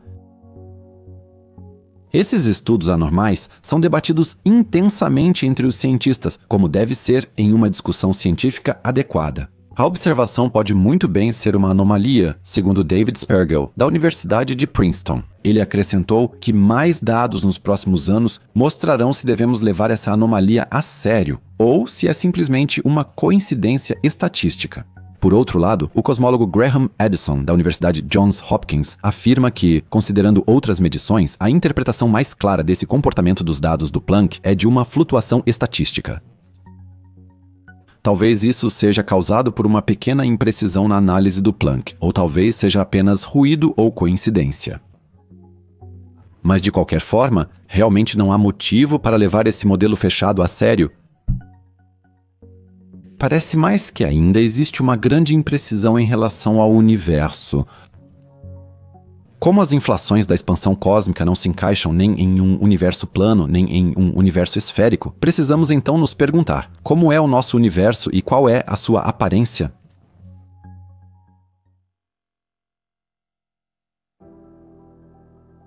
A astronomia avançou muito cientificamente nos últimos séculos.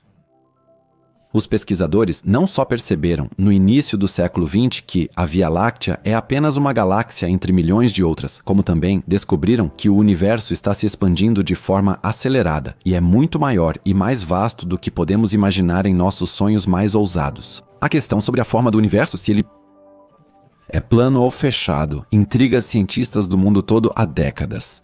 Pesquisas recentes sugerem até que o universo pode ser mais esférico do que plano. Essa descoberta desafia não só a comunidade científica, mas também o modelo padrão da ciência, que, com base nos dados do satélite sonda de anisotropia de micro-ondas Wilkinson, considera o universo como sendo plano, com uma curvatura mínima.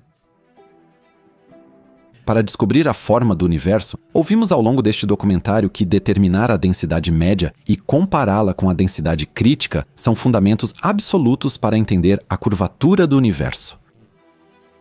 Se a densidade média for maior do que a densidade crítica, vivemos em um universo curvo, ou seja, esférico. E se ela corresponder exatamente à densidade crítica, vivemos em um universo plano. Um universo plano descreve um espaço que se estende uniformemente em todas as direções e no qual dois feixes de luz paralelos permanecem sempre paralelos e nunca se cruzam. Expandindo essa ideia, se medíssemos os ângulos de um triângulo imaginário com lados de muitos bilhões de anos-luz, formado por oscilações extremamente distantes no início do universo, obteríamos exatamente a soma dos ângulos de 180 graus, assim como em uma folha de papel. Mas se curvarmos o papel, ou o universo, e medirmos os ângulos novamente, teríamos mais de 180 graus, e saberíamos que o cosmos não é plano, mas sim tem uma forma esférica. Em um universo esférico, teríamos tanta matéria por volume de espaço que a gravidade curvaria o cosmos. Neste cenário, o espaço seria fechado e se curvaria sobre si mesmo, fazendo com que raios de luz paralelos eventualmente se cruzassem. Esse modelo recebeu menos apoio nas últimas décadas, mas pesquisas recentes sugerem que o universo pode ser fechado. Com base na observação da radiação cósmica de fundo em micro-ondas, esses artigos de pesquisa não apenas sugeriram a existência de um cosmos esférico, mas também a trouxeram para o campo do possível. As análises mostraram, de fato, mais lentes gravitacionais do que o esperado, o que indica uma estrutura fechada do cosmos. No entanto, essa descoberta contradiz várias outras observações e expectativas teóricas, e alguns cientistas consideraram a possibilidade de que isso possa ser uma anomalia estatística. Se as pesquisas mais recentes estiverem corretas, isso pode levar a uma grande mudança em nossa compreensão da cosmologia. Um universo fechado colocaria em dúvida nossa compreensão sobre a inflação, o desenvolvimento do universo, a matéria escura e a energia escura. Isso poderia significar que novas leis físicas ou fenômenos desconhecidos precisariam ser descobertos, mas acima de tudo, teríamos que repensar o papel da expansão do universo, pois os modelos atuais de inflação não se encaixariam em um cosmos curvo. E quanto à aceleração da expansão? O cosmos não se expande mais rápido quanto maior o volume de espaço entre nós e uma galáxia distante? A expansão do cosmos e a inflação cósmica desafiam a astronomia em um universo fechado, ou seja, esférico. Em um modelo assim, no qual o espaço se curva sobre si mesmo, surge um conflito com a ideia de uma inflação uniforme e onipresente logo após o Big Bang. A teoria da inflação cósmica, que descreve um processo de expansão muito rápido, se encaixa melhor em um cosmos plano ou aberto. Em um universo fechado, a inflação não poderia ocorrer de forma uniforme ou teria que acontecer de uma maneira que não é compatível com os modelos teóricos atuais. Da mesma forma, os astrônomos não conseguem conciliar a expansão cósmica com esse modelo, pois em um universo esférico, a atração gravitacional entre a matéria seria mais forte. Isso, por sua vez, influenciaria a formação de estruturas e poderia entrar em conflito com as observações da radiação cósmica de fundo em micro-ondas e da distribuição de aglomerados de galáxias. As anomalias observadas em relação ao modelo fechado podem indicar essa inconsistência, mas elas não se encaixam bem no que seria esperado de um universo fechado e em expansão. Vocês veem que aqui encontramos mais perguntas do que respostas e os astrônomos ainda têm muito trabalho a fazer nas próximas décadas. Este projeto acabou sendo muito extenso, por isso será apresentado em duas partes. Na próxima parte, vamos tratar do destino do universo em suas diferentes formas, das consequências de um cosmos aberto e, se o tempo do documentário permitir, também do Big Bounce, um modelo muito interessante para o destino do cosmos. Fiquem atentos, pois em breve vamos em busca do fim e nos perguntar se talvez não vivamos em um cosmos aberto. Agradeço ao professor Dr. Martin Bojewald pela entrevista. Ele é professor na Universidade Estadual da Pensilvânia, pesquisa sobre gravidade quântica e defende a teoria do Big Bounce, um modelo cíclico sobre o fim do cosmos que difere da teoria do Big Bang.